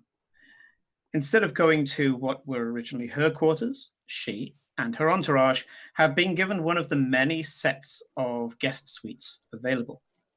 There's a single common room, and then a master bedroom, which of course is Glory's, and a set of other guest ambassador bedrooms for each of you. As the servant walks in, they give a monologue, almost like a briefing to Glory. So we have done a full rundown of the place. We didn't find anything in your bedroom, Mistress, but in Miss Eclipse's bedroom, we did find a rather potent laxative in the water. We've managed to replace that now and neutralize it. Don't know whose little joke that was. The fireplace had gunpowder in it, of course. We had that swept out and replaced. I believe that was a form of welcome for the boy. I've kept the gunpowder if you want to give him a little scare later on. I'm sure he'll love it. By the way, I kept the name, Tam. Good to know. For the rest of you, thank you very much for coming. My name is Tam. I will be the house servant unto the glory today, which means that I am your servant as well, as far as is practicable, and as long as it doesn't interfere with my duties for the glory. I am Tam, or Mr. Farquhar, if you wish. And if you speak to any of the servants here, they are all under me. Please take a moment to get to know the faces of the servants around you, the ones that are currently here in this location. Actually, form up, please, everybody. Form up. And you can see that a bunch of servants all line up, big smiles on their faces, happy to see you. If you'd just like to take a moment they are to so happy to see us. note your, actually compared to the cheering, there seems to be a genuine warm and happy feeling about it all. Well, I'm not going to tell you why. You can ask Glory if you wish. They all seem really, really happy to see you. And Tam says, you can trust any of these as if they were me. They answer to me, and I answer to the Glory. None shall betray you.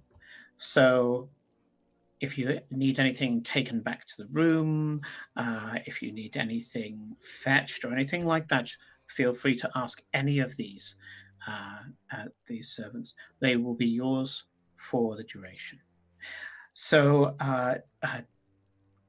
Mistress, the House of Silk are already in your room, and the operatives that you chose are already in there. The stylist is already set up, and I believe that the knowing one is ready to talk as well. I have put a fresh set of sheets on the bed, if you so wish as well. The other guests, Father Farewell, was it Father Barebones?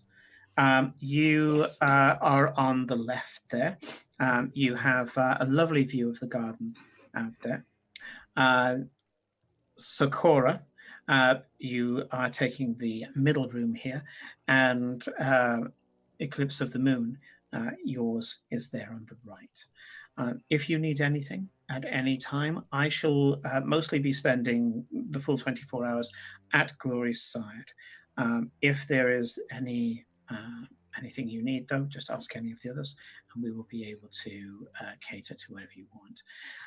Obviously, we are not allowed to provide you any form of weapons, poisons, explosives, spell scrolls or curses, spell reagents that we know will go towards curses during this time.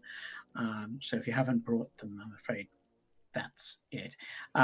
It is considered, I'm sure that the Glory has already briefed you, but it's considered incredibly bad form to murder during this time. It's taking a lot of attention off the boy. It's his time. So if you would be so kind as to restrain yourself, even if you find yourself in the opportune moment. And Please refrain from murder. It's not don't murder, it's please refrain from murder. This is Corinne talking out of character, by the way. Yes. I'm gonna go take a nap. And I shuffle off to my room. Go take a nap. Of course. You head off, and Tam keeps going. Other than that, if you would like any form of food, drink, heavy liquor, courtesans, we have the full range. Courtesans, Sarah. By all means, ask any of us.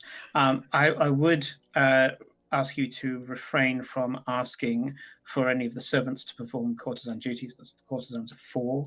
And so, Don't worry.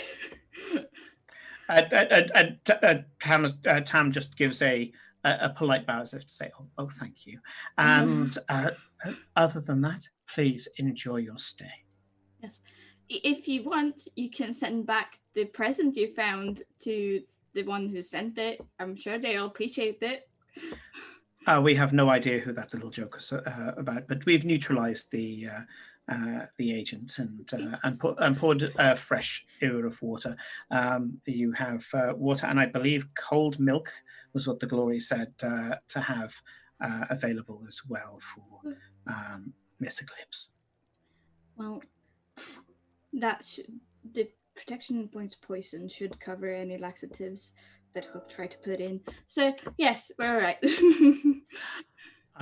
If the Glory would like to acquaint herself with the House of Silk, you have only and checks at a proper mechanical clock. Only 35 minutes until breakfast. I'm sorry Yes. that you haven't got more time. We should be able to get everything done. Only Anyway. 35 minutes, whatever. Will any of the rest of you require any stylists or tailors?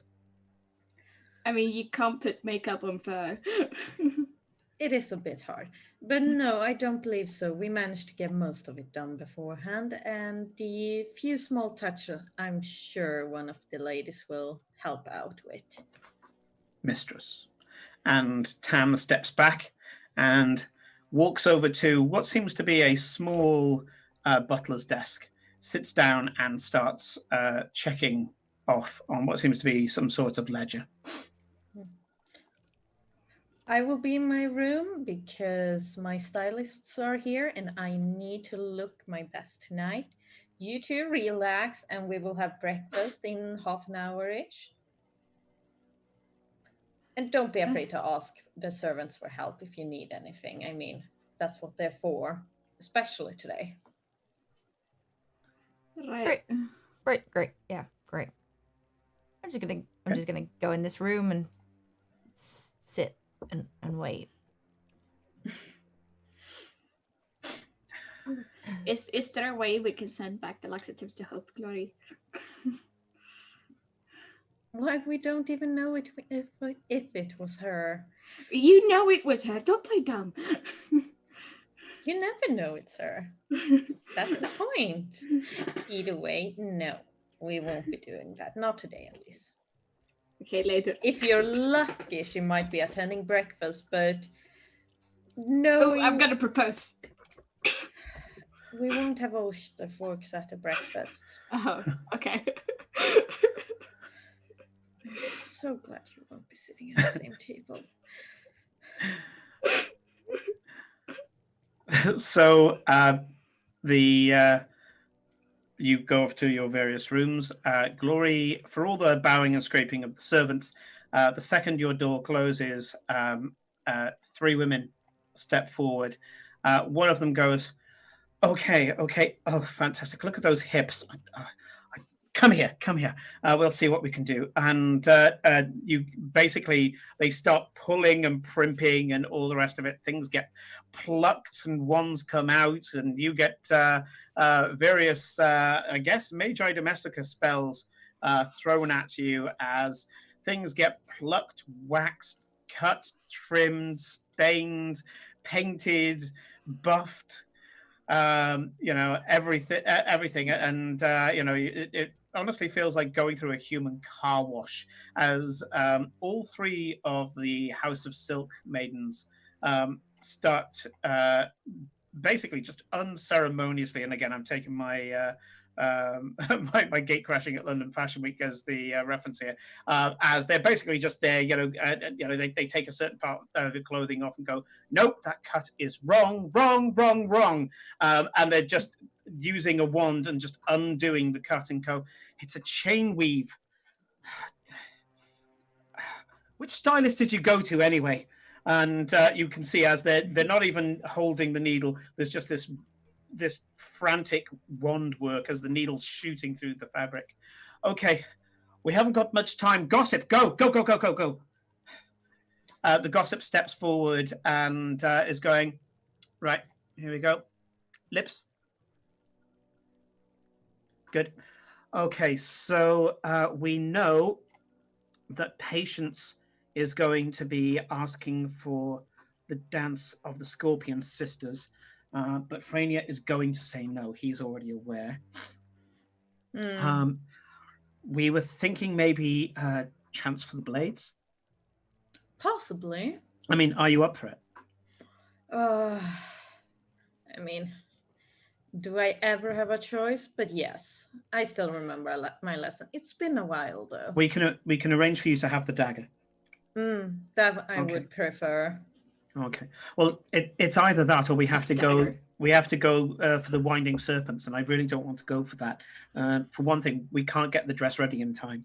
No, that would require a bit much. And no offense, I don't think you're as flexible as you were when I last saw you. We'll find out tonight. Rude. But yeah. Okay, right, sure. We'll go with the blades. We'll see what we can do with that. So let's see what else. Right, what have we got? The boy's all prepared. His running away from the tutors is basically because he knows it. He's got everything done. It's not a lack of preparation. It's just he's bored at this point. He's ready. Oh, who isn't? So bets at the moment. We have Spectacular, we believe, is off the list now. We thought we were going to go for Impatience, which we thought was a little too scathing. We're pretty sure that's not going to be the case. We had a few others. We had the Ore, but how do you work that into the name? Or everybody will think that he's some sort of sailing implement. So we're thinking we're going to go with we think that the dragon is going to go for something to do with his just endless interest in the world. We're thinking fascination, maybe. I think that is a pretty one. And fast for sure. It's so nice, So we think it's not going to be to strike terror into people. We largely think this is twofold. First of all, we want it to Prania wants the name to reflect his at-rest nature, his lively nature, his everyday nature. Not only that, but when all of a sudden you do anger him and you find out what it is to get on his rough side, it'll be such a surprise because the name won't tell you anything. We think it's fantastic. So that's the direction that we think he's going in. Now, we've managed to get it so that you are going to be one of the people asked. Okay, don't ask us how we did it. There were words. We did our thing. Okay. Thank you. You're welcome. You scratch my back. I scratch yours. Yes. Speaking of which, I still have the marks. Let's see what else. Hope's okay. She's a little bit nervous. She doesn't want to be put in the same position as she was before. She's going to be a little more retired, little setback. For that and for another reason, something's brewing. We're not sure what at the moment. We're pretty sure it's not the war. That's just the theatre of war going on. You can expect the usual from your Aunt Ideal. She's been, if anything, more stiff-lipped than usual. Insight's a little bit distracted, but she seems genuinely looking forward to meeting up with you. Frania himself speaks very highly of you. So on the you and excellence thing, I think he's been winding excellence up. So yeah, just be ready for that. Let's see. Revenant hasn't been anything other than sitting at right angles for the entirety of his time here. He's already here. And he's usually late to this. He can't stand the people. He turned up early for some reason. I think he wanted to speak to your mother for some reason. Again, I think it's down to this war. I think he wants to do something big, something special. I think he's trying to convince Frania to press, gain some land. It's but a good opportunity to do that too. Well, usually there's a little bit of give and take, but I think he really wants to. He wants to make it hurt.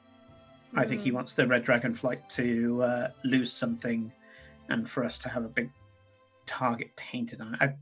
You know how it is. He doesn't get pleasure from his victories anymore because he doesn't consider them victories unless he thought he stood even a chance of losing. So, anyway, just he's a little more up his own arse than he usually is, but we'll see how we go from there. So Muse has smoke. They've been getting on like a house on fire, so that's fine.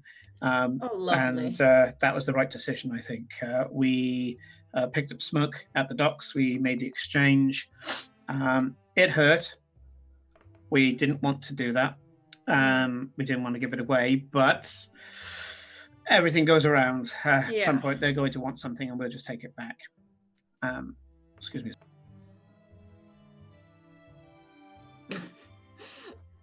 Simon been talking loudly and quickly. Fair, my fucking dude. allergies. So that's pretty much it. Any questions? Have you heard anything other from Excellence's end? He's been awfully quiet. I'm starting to think he's growing bored of me. He's done one or two things for Frania, but he's been off our radar, and we do not like that. We really do not like that. We want to have a... Let's see.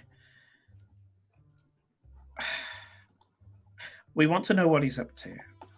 We think that he's becoming too far separated from the great game, and we don't like that. I mean, there was a concern about that regarding you,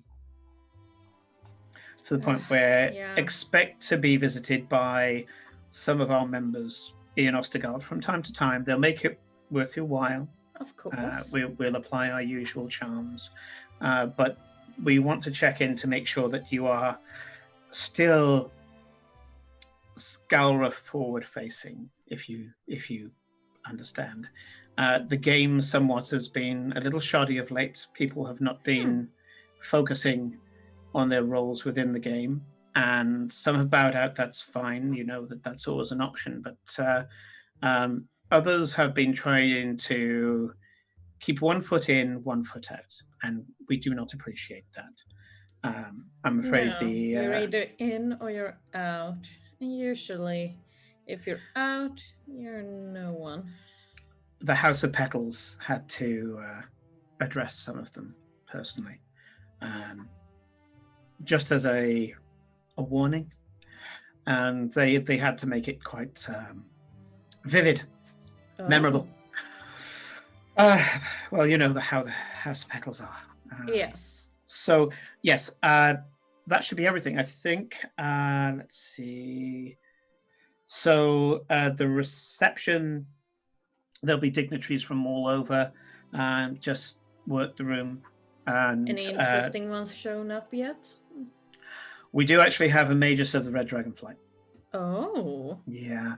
We that is gossip. Trying to keep the whole kind of smiling etiquette and all the rest of it, but we are waiting for either some form of espionage on their part or just an opportunity to outright insult Frania to his face.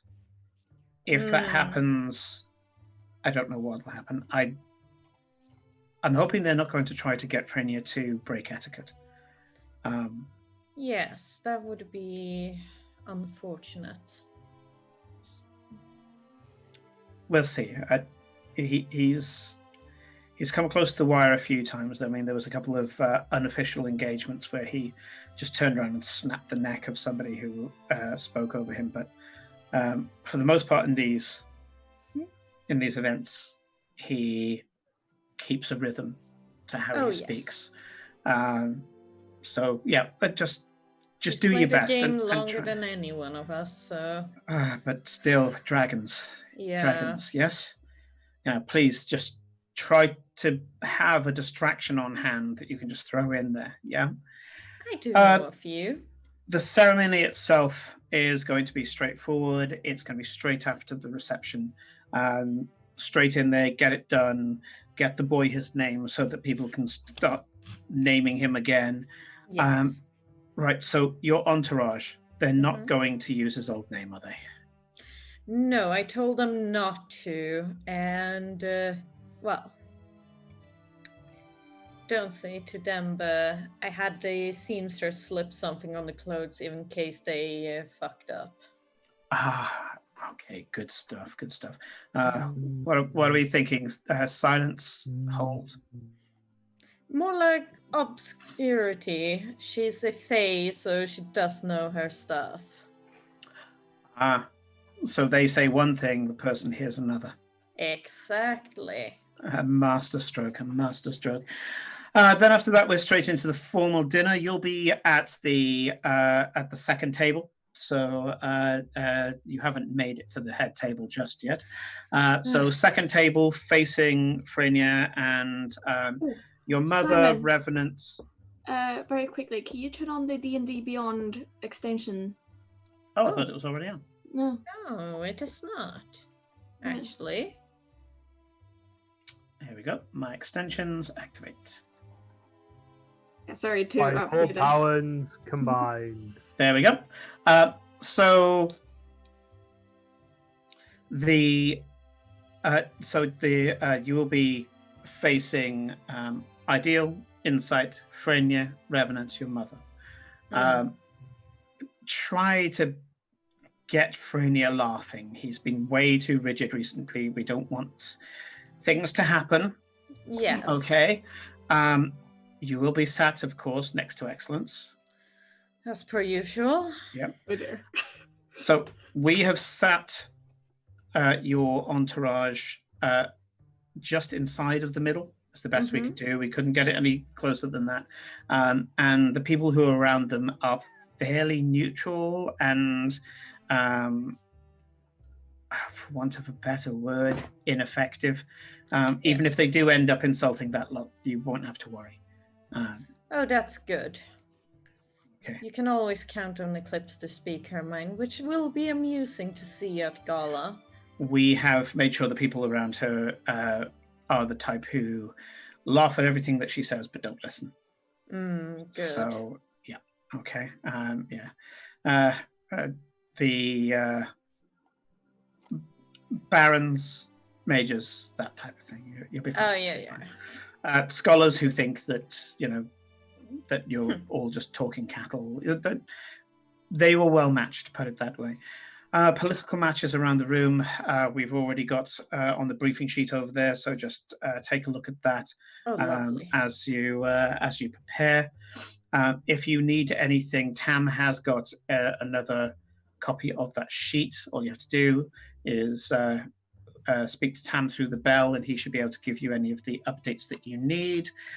The formal dance, most of it's going to be concentric. So circles, groups within circles. Oh, Sean! Thank you very much, for the Sean. read, dude. And so yes, concentric circles, maybe some pattern in the center. If you just want to dance individually, the people, of course, stay around the sides. I would recommend getting your entourage into the weave. All the best people are going to be there. All the best opportunities are going to be there, presuming that they know what to do with them. And then after that, what did you think that your guests were going to be doing for the Versailles? Are they more in the direction of drink, companionship, food, gambling? Most likely a little bit of everything. It will be interesting to see what they do, to be honest. I'll make sure that we have supplies. I've spoken to Tam already. We'll have supplies of everything clean, already scried on to make sure that it's okay. All the courtesans I have vetted myself as well. We have placed a few around your group, so that if they are led astray, suddenly an arm will slip through theirs and they'll be guided along. Hostesses, of course. Lovely. I thought we'd go with the hostesses rather than beguilers. We don't want to go down that line. Also, I believe the knight is married. Yes and no. It hasn't been a ceremony yet, but she does have the ring, so. Okay, right, no problem. I'll make sure that that's. I'm presuming that she's not. Yes. Never mind. We'll sort that out. Okay, right. So that's it. Right. Let's take a look. Shoulders, breasts, hips, legs. We are a walking weapon. Go forth and slay. Indeed. We'll be here for when you come back. If you need anything from any of us, give Tam a shout. Yes. Okay. Right. Good luck. Off to war I go. The last of the House of Silk walk up to you as you leave, mutter a few things as they're casting a spell, and you feel several wards trickle over you. And she goes, "Go kill him," and she slaps you on the butt on the way out. When the door opens, none of them can be seen.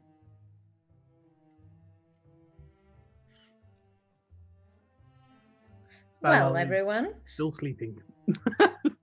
I am also It's asleep Farewell on the not- sofa. I'm like curled up in the sofa, wrinkling my outfit, of course. Farewell's been smart enough. He's taken the suit jacket off. He's taken the trousers off and folded them so they won't get creased. And he's just sort of. Someone wake up Farewell. Eclipse, darling, you are wrinkling your suit. Come here. Why? Okay. It's time for breakfast. They will have fish. Food. Yes. You watch as Tam pulls out a wand, flicks it in Eclipse's direction, and the suit, not a single wrinkle. Puts it away. There's a knock on the door, Farewell. Reverend. Just a minute. What? Who's a reverend? Sorry, Father Barebones. Who's a father? That's you. Ambassador Yes. Barebones. You can hear a quite young voice outside. Breakfast is about to begin, sir. Okay. May I enter? No, I'm good. Go away. Go away. Very good, sir. And this boyish voice just walks away. And I get dressed and sort of come back outside, and I'm just like, breakfast. Yes, Breakfast. it is time for breakfast.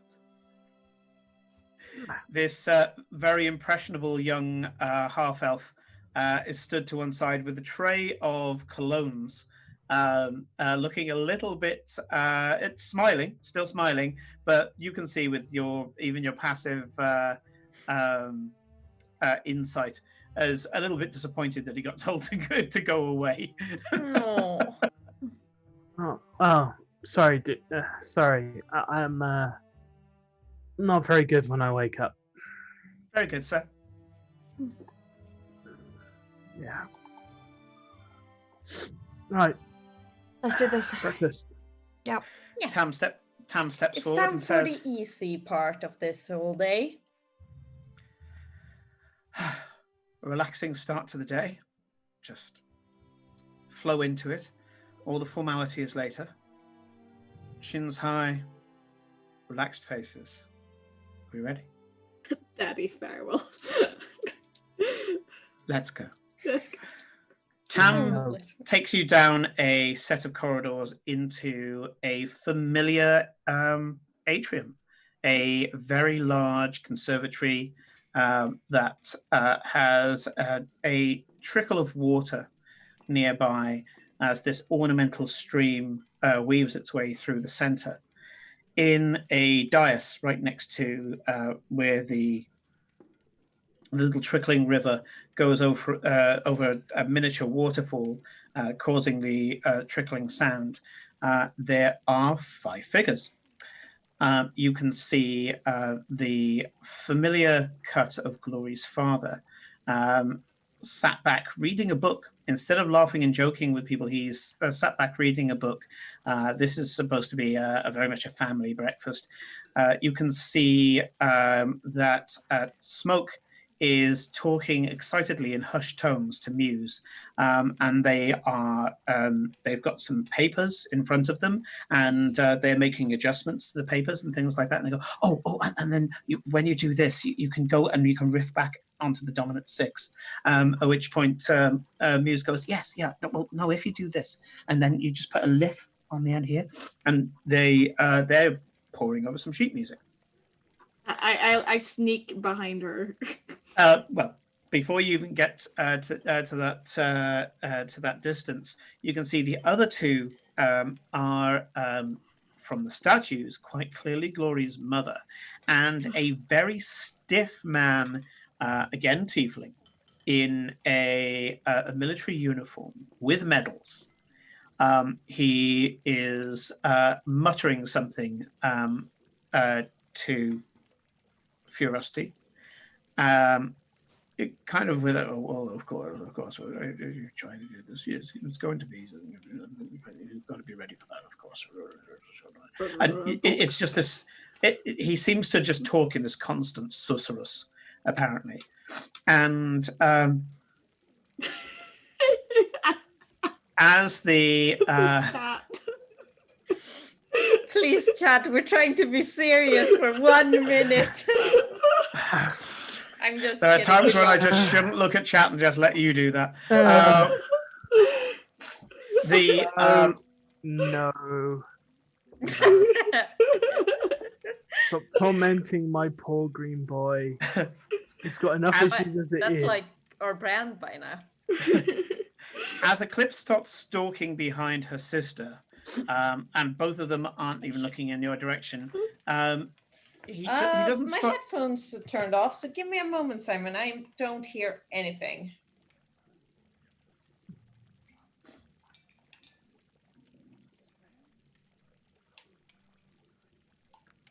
Yeah.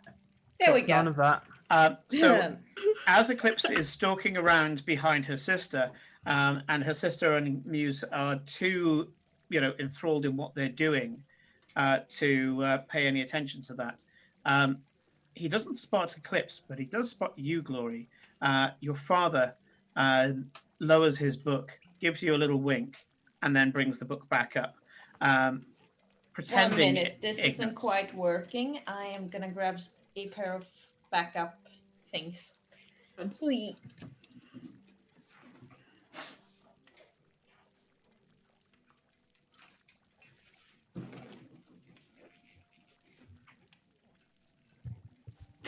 Big Blue Daddy.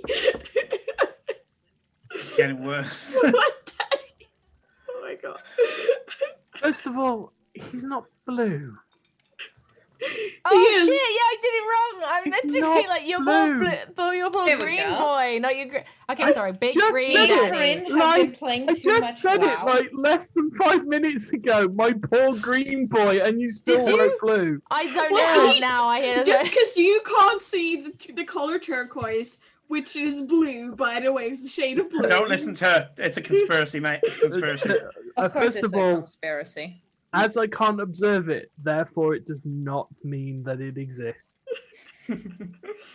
Yes. As it cannot be observed, it does not exist. Schrodinger's color. Right. Yep. Right. So, I'll repeat the last bit. You notice your father lowers his book, tips you a little bit of a wink, and then brings the book back up. He's already noticed that you're here, but rather than being the first to react, he kind of reserves that and just kind of, he kind of reserves that to himself and just passes you a little kind of, I've seen you, hey, kind of thing, but then carries on reading.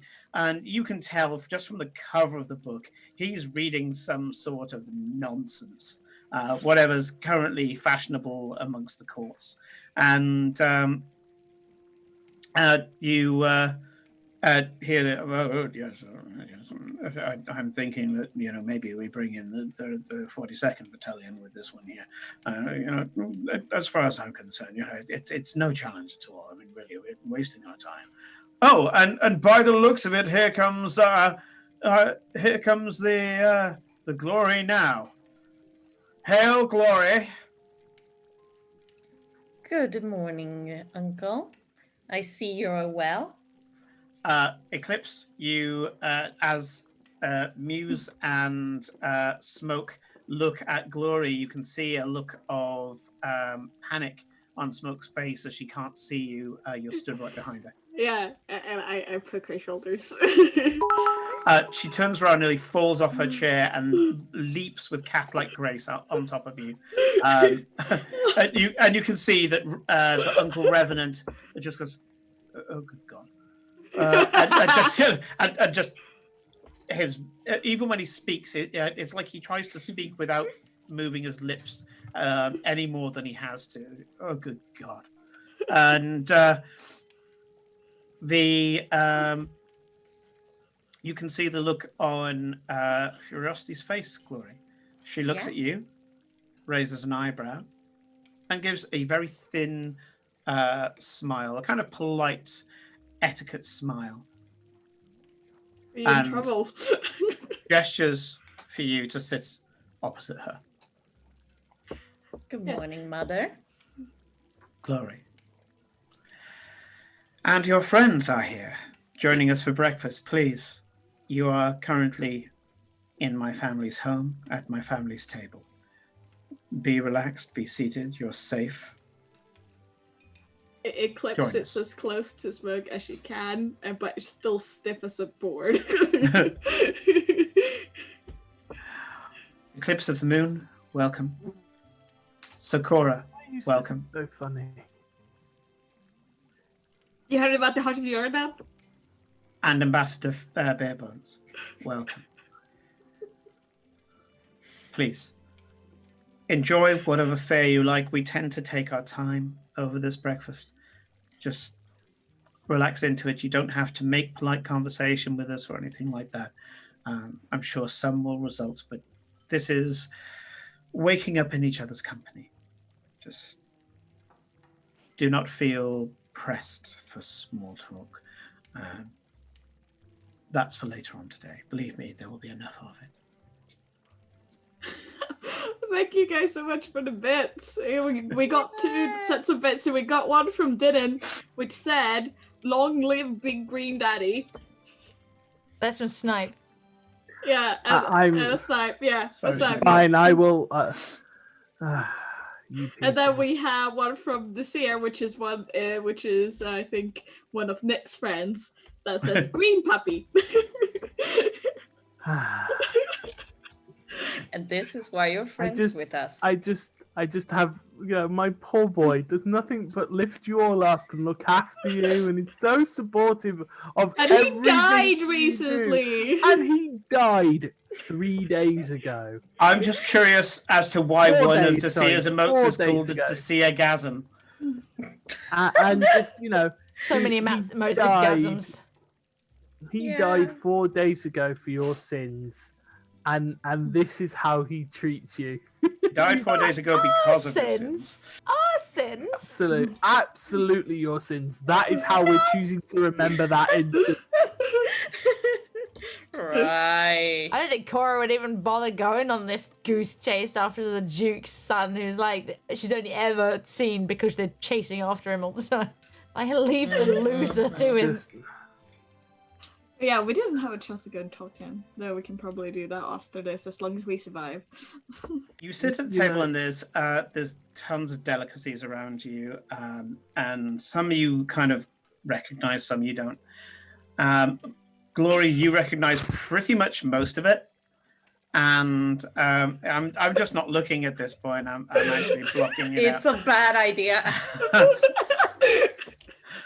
I'm gonna hide it. And as Smoke starts to talk excitedly to Eclipse and goes, "How are you? Thank you so much. They say it was you who brought the Tezcacotls into this. I'm friends with Glory, and Glory was with us. Oh, we're all aware of that. Yes. Yeah. She. I went back home to leave I found a skeleton of one of the temple guards, one of the original temple guards from when Jordan's times, and I went to give it to the temple, and then I went and visited Mom and Dad, and then they told you that you were still missing, and then we Well, found yes, that they were trying to negotiate for 7 of the 7 sales to try and find me, but all the 7 sales would have done as basically have the barterly price for me, and of course, and then Farewell scried on you and was able to find you, and then yes. and then Glory knew where you were. Hello, farewell. Thank you. Yes, I mean, I wasn't treated too badly. I was treated like a treasure, as he called me, and I had to play a lot. And then it was mostly very boring. I had a little house that I had to stay in with a couple of the others, and then I performed. But the thing that got scary is that they said that it would take decades for me to work off my transgression. And I said, but my music is from all around Illyria and a couple of places beyond as well. I've had a very interesting journey so far, and so I said, that this is music that you will not find anywhere else, and they said that they didn't care and that it would take decades regardless of what I played, and so I started getting worried because I said, I don't want to stay still for that long. By that time, the journey would have left me, and I don't want to end up with a broken soul, So I decided to. Holy crap! It's like Eclipse on coke. I think the sentence you're looking for is there's 2 of them. No. That there is Eclipse, and that is one step beyond Eclipse. We planned for 1 eclipse. How are we going to deal with 2 of them? I don't know. I mean, I write in shorthand, and even I'm about 6 sentences behind. And then when I met Muse said that she had this brilliant idea, so we started jamming, and so we've got the performance rooms back there. They have 3 performance rooms, 3, and At least they'll keep they've each got other different amused. acoustics in each of the ones. So, I started to do this, and Muse does this thing where she gets at the harp and that she can change. If they the harp. talk to each other, they won't be able to cause lever that trouble you put elsewhere, onto the maybe. thing. I don't know. It's just. Yes, Damn. being enslaved for a decade is probably not the best use of your time. No, definitely not. And I wouldn't really pick up any more music that way, would I? I would be doing the same thing over and over again, or maybe just getting a few things from Scalra. But I got so much from Scalra already. Muse is a whole encyclopedia of magic. It's good that she's managed to. At least she's a lot nicer than. Muse is amazing. I genuinely a friend for life. And you can see that Muse is grinning from ear to ear, and she goes, Muse Tezcatlipoca. Eclipse of the moon. I met your daughter. She is very scary. Do we know who the other tabaxi my is? daughter? Oh, yes, you did, didn't you? And at that point, she goes from smiling to frosty as fuck. Yes, I don't remember who the other tabaxi is. It's a sister. It's Eclipse's sister, Stone. Have you heard about the Horse of Jordan? Muse just smiles. We were kind of rescuing, but not rescuing, that sort of thing. That's why there's 2 of them. And that's the pop. Then why is she so like, not, No, I don't know. What? I mean, She's not in chains and what? No, Yes, she look looks. at Eclipse's body language. I mean, you could literally put up use her as a spirit level. Eclipse is never this rigid. May I remind you where we are? You can see that looking over the top of his book. I said that as quietly as possible.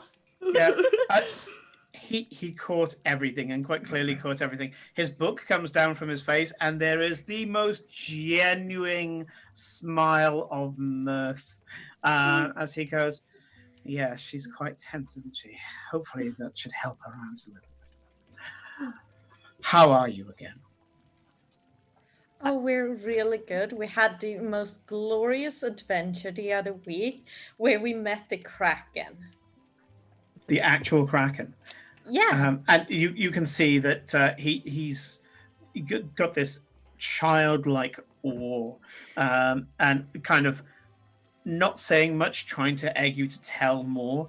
But he gets interrupted by Revenant, who turns around and goes, "The Kraken, the actual Kraken." Yes, we were rescuing the Duke's son, who was being stupid and getting in over his head, and the Kraken was trying to make him do some stuff, and we decided then, no, we're just gonna bring him back, and then the Kraken sent an army after us, and we outran them. Yeah, we did. We weren't Clips, really you should talking tell him to the about the Kraken. mine We were thing. running. Oh, You're doing my thing now, Glory. You're telling everybody all the information. So a small strike team grab the boy, Yes. get him out, and make sure that you rescue him from his own folly. Firwall nearly stuffed him in a bag. Actually, he did. Actually, you? I did stuff in You there. did. Yeah, you stuffed it in a bag, yes.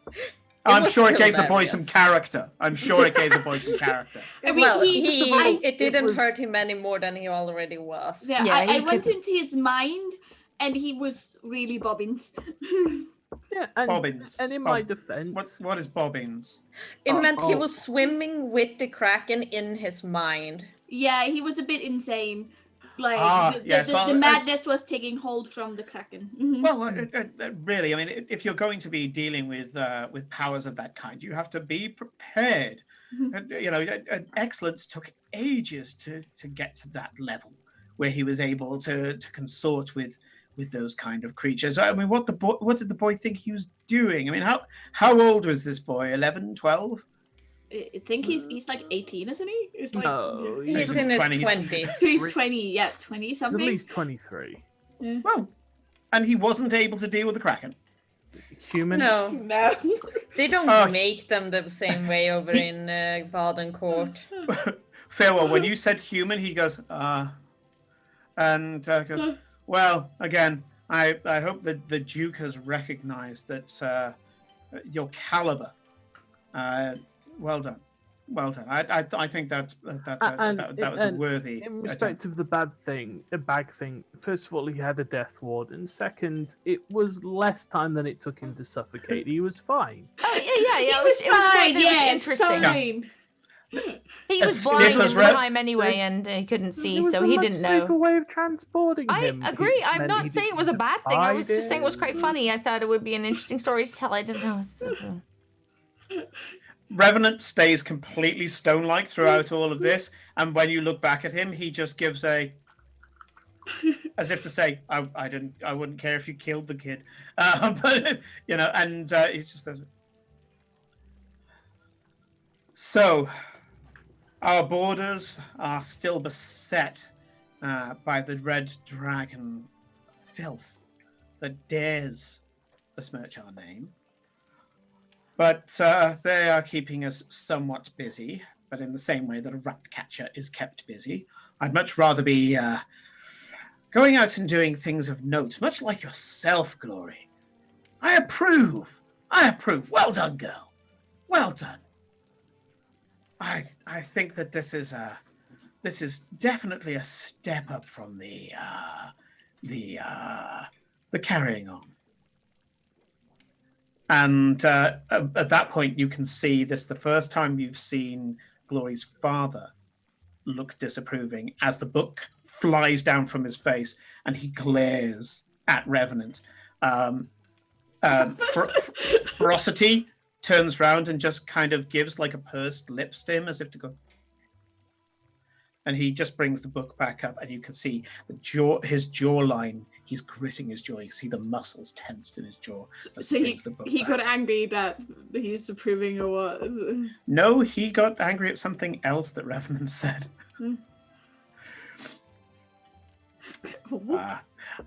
Did I mention that I played Vampire the Masquerade and Vampire the Requiem for around about 10 years? Yes. Once a month for 10 years.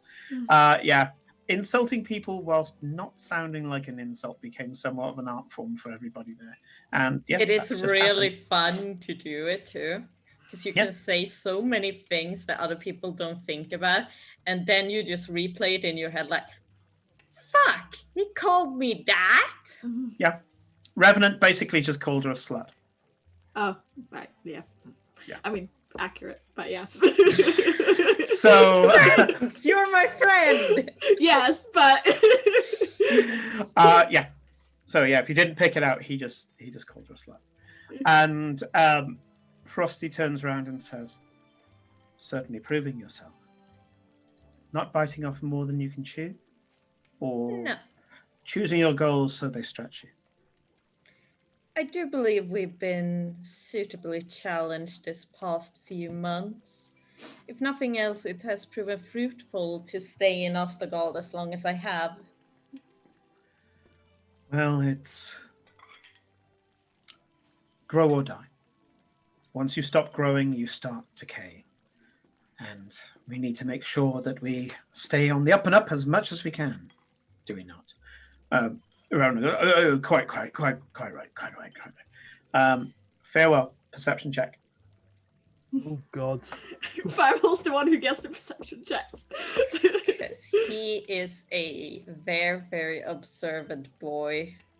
Do you get advantage on perception checks, or is it only wisdom saving throws? Only Wisdom wisdom saving saving throws. Yeah.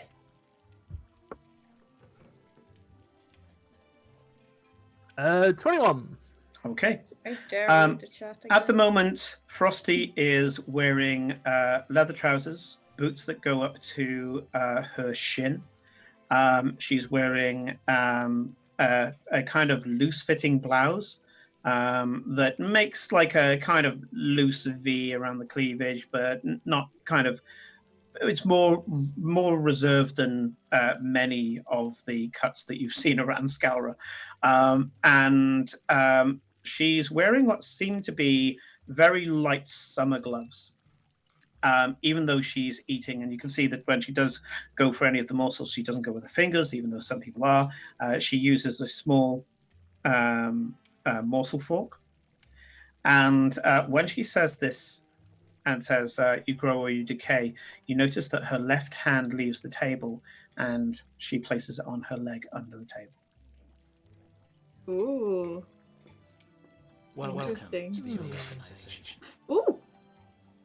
Thank you for the Scribble, follow, scribble, scribble. whoever. Thank you. Scribble, scribble, scribble, Thank you, scribble, Bulky. scribble, scribble. It all goes down in the book. I'm Farewell, doing it you quite can- openly because no one can read it. Yeah. Yeah. Yeah, and they you've been told just chill with everybody else. I've got the And biggest cup of coffee. It's like that I Eclipse could is get my now hands on. full on talking about the hard Jordan and all the oh god, yeah, adventures. there's a little cacophony going on in the corner. A kitten cacophony as you two are chatting. Oh, and did you see the specimen I sent to Auntie a few weeks back? It's from the heart of Jordan. Yes, it was thanks to Eclipse's obsession with hunting down artifacts from a age-long past that we ran across it. And it was such a magnificent sight, especially after it started to burn.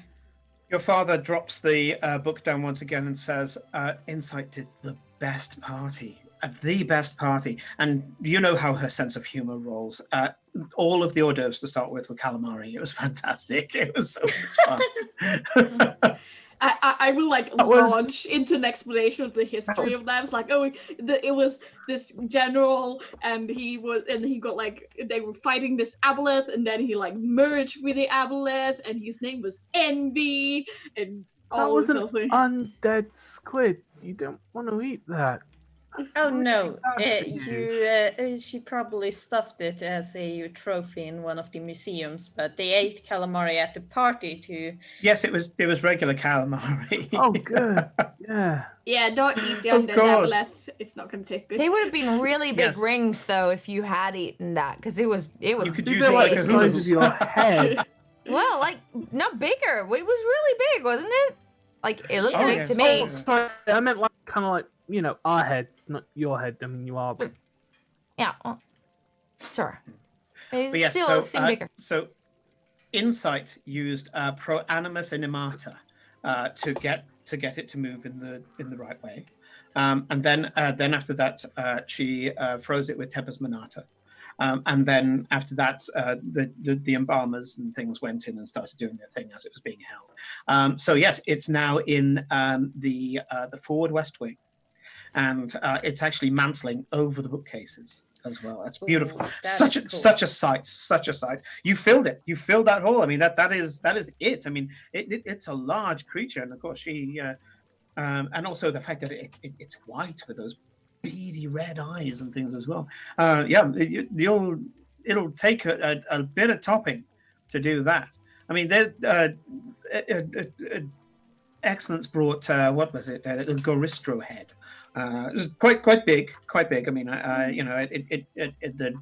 the thing was about the size of my torso, because I was able to get inside it before they put it on the wall. But the horns, such big horns, and they kind of curl round and they flick up, and they've got those little ridges, and it's such a sight to behold. But nothing on yours, nothing on yours. So you do send home the most fantastic stories, you both do. So now, question is, are you going to be trying to make something out of tonight? If nothing else, I want to show off. It's been a while since we've had such lovely festivities. I've got a couple of trading contacts, sea merchants for the most part. Various trading companies. I've got some of the members of the Free Folk that I brought along as well, just to annoy people. You understand? The Free Folk are going to be out of their depth, so I've put together a little side room for them, and we're just going to crack open a few bottles, and I've got a few of my favourite bards coming in as well. We will just relax, talk, try to get if I can somehow get these sea lanes sorted out. It's just a mess at the moment. And you can see that even though she's trying to feign interest, Frosty is just glazing over. None of this. She cares about none of it. Is this ferocity that is caring about nothing? Frosty. Yeah, she's looking like she cares, but she's. Is it ferocity or glazing over. furiosity? Curiosity. Furiosity. Yeah. Fury for short. Yeah, fury. Although furiosity and ferocity are the same word, so yeah. It's just how apparently you both pronounce it valid when I checked the bad. dictionary. So there we go. You can see that she's just being lost, and she waits for her husband to finish, and then turns around and says, "So, I know that your uncle's going to want to know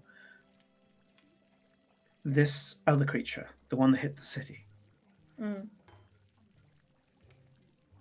And at that point, Farewell, her sword that's leaning up against the wall wobbles. I was going to end up banishing the sword.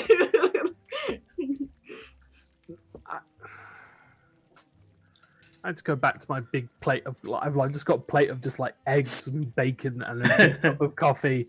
I'm just like, no. It's not even 10 o'clock yet. No.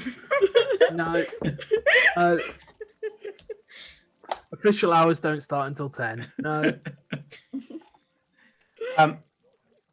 She looks you dead in the eye and says, "What manner of thing, what manner of creature is this?" And it was not it was defeated, but not destroyed. You know that you were told this, Glory. Your enemies are the strongest and the most dangerous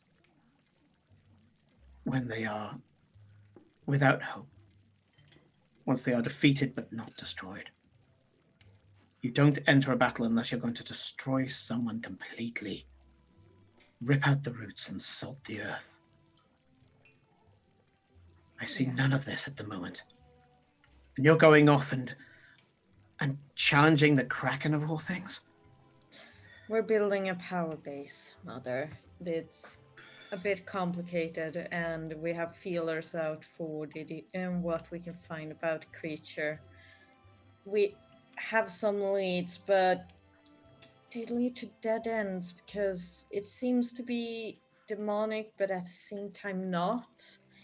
It's like, It's the world. yeah, it's weird. I get a pencil and just like write in like very small at the bottom of one page. She's a bit extreme, isn't she? And just slide it in the direction of Cora. just like, and just gently sort of just like tap it, and I'm just like, I don't want to upset you. Certainly not so early in the morning. There's a long day ahead of us.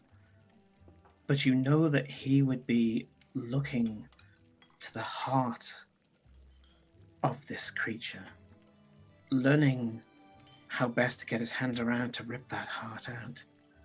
And what I see you doing instead is, I mean, forming a power base is one thing, but really a social contact's going to be the way to take this creature out.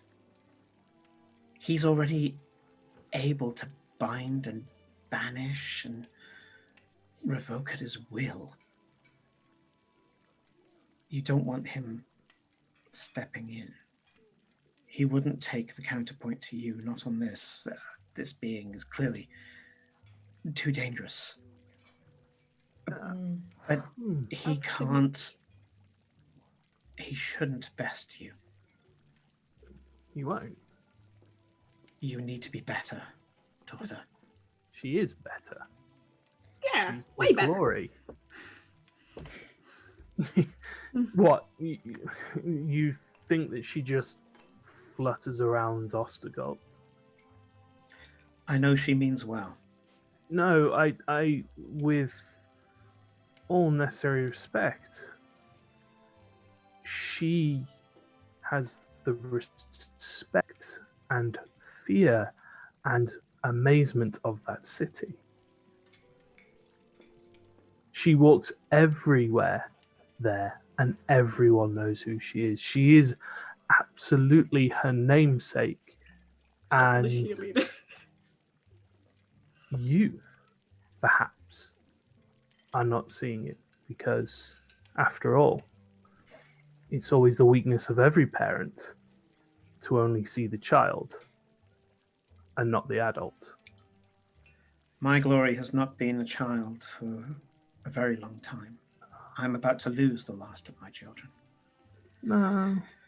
When it comes to my advice for my daughter, it is simply this. Everything that you've mentioned, I agree. Those are all very necessary things and very good things. But they are a baseline expectation for our family. All that you have described in this one city, we have that for this entire district. Isn't that less than a city? District is. I assume you mean county rather than district, Simon. They call it district. Yes, And the the district. That's why I district is felt I was set- like really Yeah, seven- isn't that like She's a part of? it's Is like, that like a part of a city? isn't that Yeah, a really when a she part of a says city? district, she means several large cities and a desert. Yeah, it's a large expanse. Hmm. I mean, the creature you're talking about is it's older than time itself, and even the Indeed. gods could not defeat it. Indeed. But we have seen time and time again, as Ambassador Barebones will attest to, that humans have bested the gods many times. The gods are very powerful, but very limited in what they can do. Whereas here on the prime material plane, we have the free will that no other plane of existence has. Everybody is bound in their own way, and we are only limited by our mortality. So, Isn't that a fun lesson for everybody to take away? I want my daughter to shine. I want her to shine brighter than any that have come before her. This is why I offered this advice. We are sure she will. And I'm thankful, Mother. I am doing what I can to make sure that I succeed and that all my enemies will fall for me. I mean, the last time Excellence sent something after us, we stole whatever the Irenia's sword, and then I stole it. Was it you? I thought. Yes! Oh yeah, no! I stole the rope. Yeah. Sorry. Yeah. And then we gave it to Freyner. So I think we're doing well. With Glory's doing well when it comes to Excellence attempts. At that point, a large explosion rocks the windows of Oh the. God! Thank you. Just out loud. Oh, for the love of God. A large explosion rocks the windows of the atrium, and the headless remains of a small stone cherub blasts through a 6-pane section of the greenhouse, landing in the ornamental stream. At which point Frosty goes, "And my son is hungry." And you can see a small figure charging across the lawn. Yay! That kid needs to not have sugar, ever. Yes. Ever. Like, yes. Ever.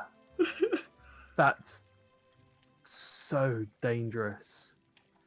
He's going to be worse than Smoke. Smoke wasn't allowed sugar for like 10 years, and then we gave her a teaspoon, and then she like climbed the walls of the I know. I think it's worse I than think your, it's something like, to do with my liver, 3 because I a.m. can't have sugar even now. It's one of those things that I don't know. I think I get a little too jittery. Do I get jittery? I think I get jittery. Okay. Jumping through the shattered panes and feather falling down in a very lavish, it's Leviosa style of casting. He does it deliberately in perfect form. You know that as he gets better at this, he won't even need to use the form. He can just feather fall by just snapping his fingers or doing a personal flourish. But he's doing the textbook flourish to show that he can do it. The boy feather falls down and lands neatly on the table, Peter Pan style, 1 foot on the tip of the table, and then giggles, dismisses the spell, and falls into Glory's lap and goes, "Oh, I'm going to miss this." And he's hanging his head off Glory's lap. I'm a dog. Just. Yes. I mean, I thought I knew rambunctious children, but this is like. You follow? Yeah.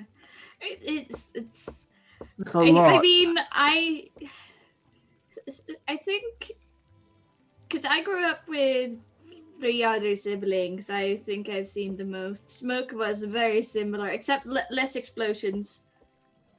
None of the kids in the caravan were like this.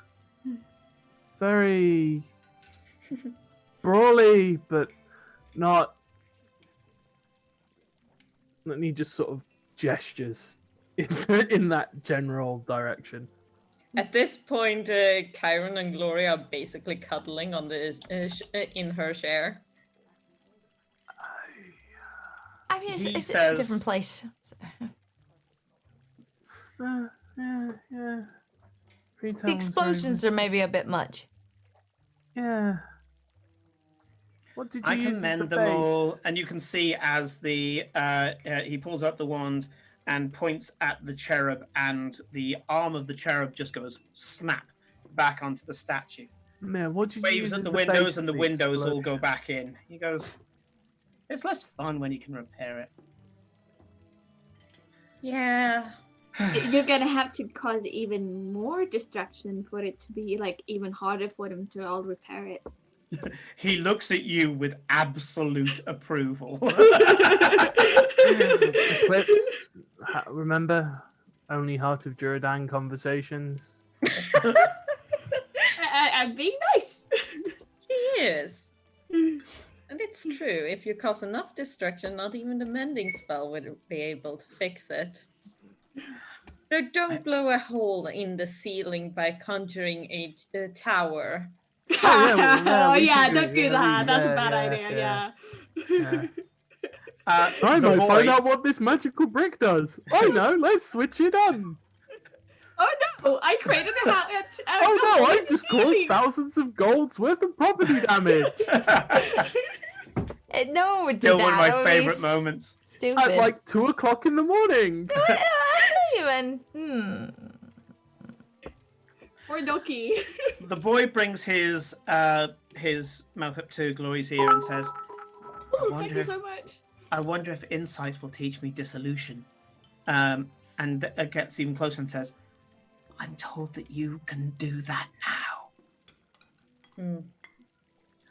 Dissolution, of course, being the acid variant of disintegrate.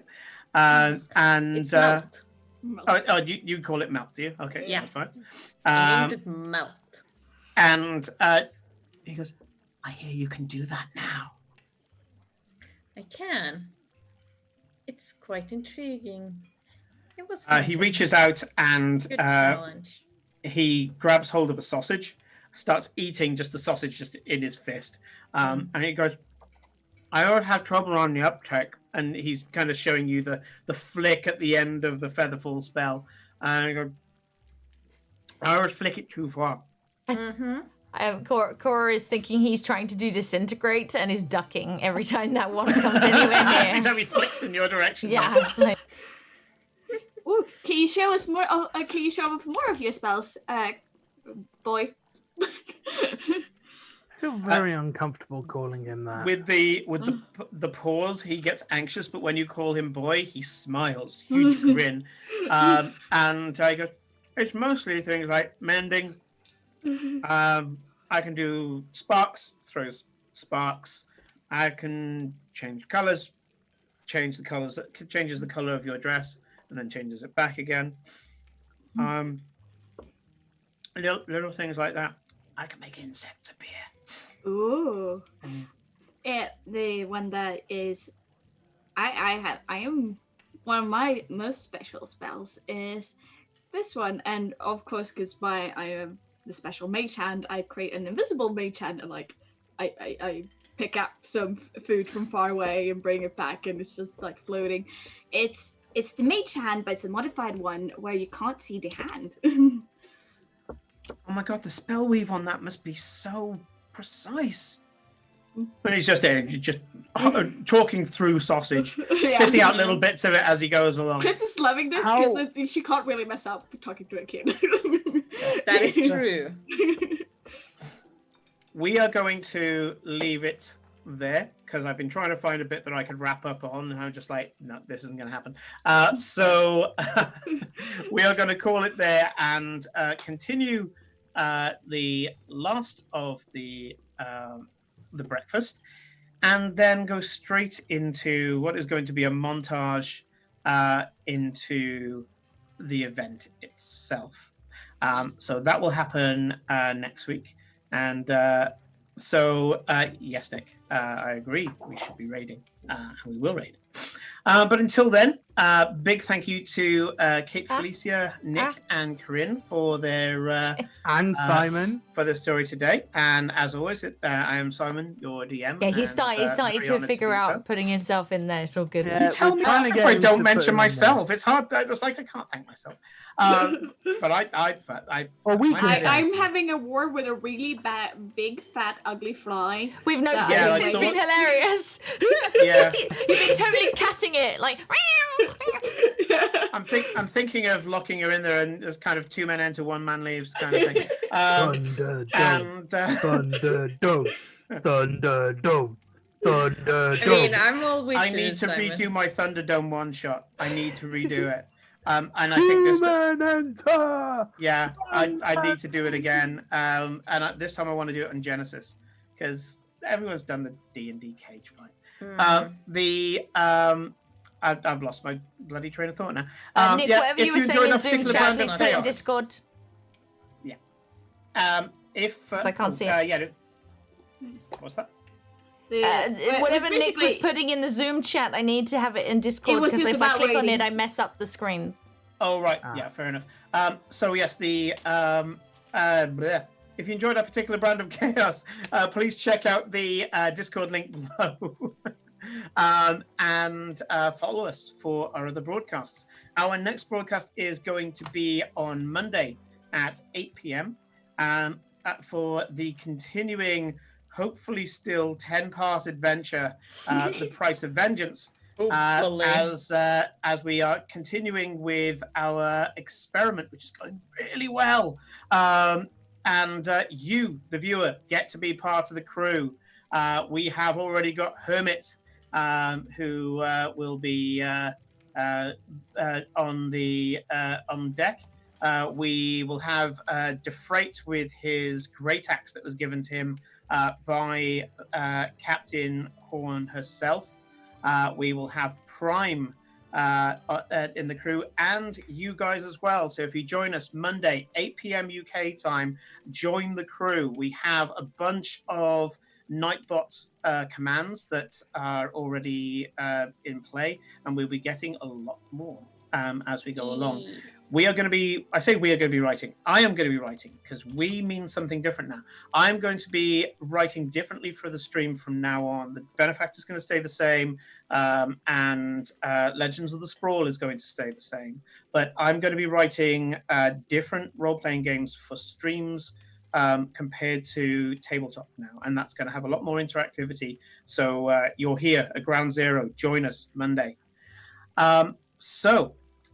We're going to Ren. read. Do we have any? Here's the link. Yes. Did you send a link? Yes. It's No, I'm trying to already get- been fixed, I think. Okay. Do we already have a raid set up then? Not by me, because I'm Jenny. trying to find out who we're raiding, Oh, and no one's telling me. will... Okay. So any Someone else do suggestions it. on? No, who we we're know gonna- who Jenny. we're raiding. I just haven't been told. That's the link. Thank you. There we go. Okay. Yes, my Discord was also I didn't Okay. get any. In that case, we're going to be raiding the lovely Jenny, who was actually our DM, or mine and Corinne's DM, for a while, and had a really lovely campaign. Let's get that started, Kate. Tries to do night command K! Exclamation mark. I have I'm changing over some of our timers, I think, to exclamation mark commands, just FYI, so we'll stop Nightbot spamming and we can just do it as mods. Or the audience can, but we'll figure that out. Anyways, yes, come and follow us on this raid and say hello to people. It's always nice to spread the spam some love. emotes if you have them, and just say hello to lovely Jenny. Yeah. All right. See you Monday. See you then. Yes. See you.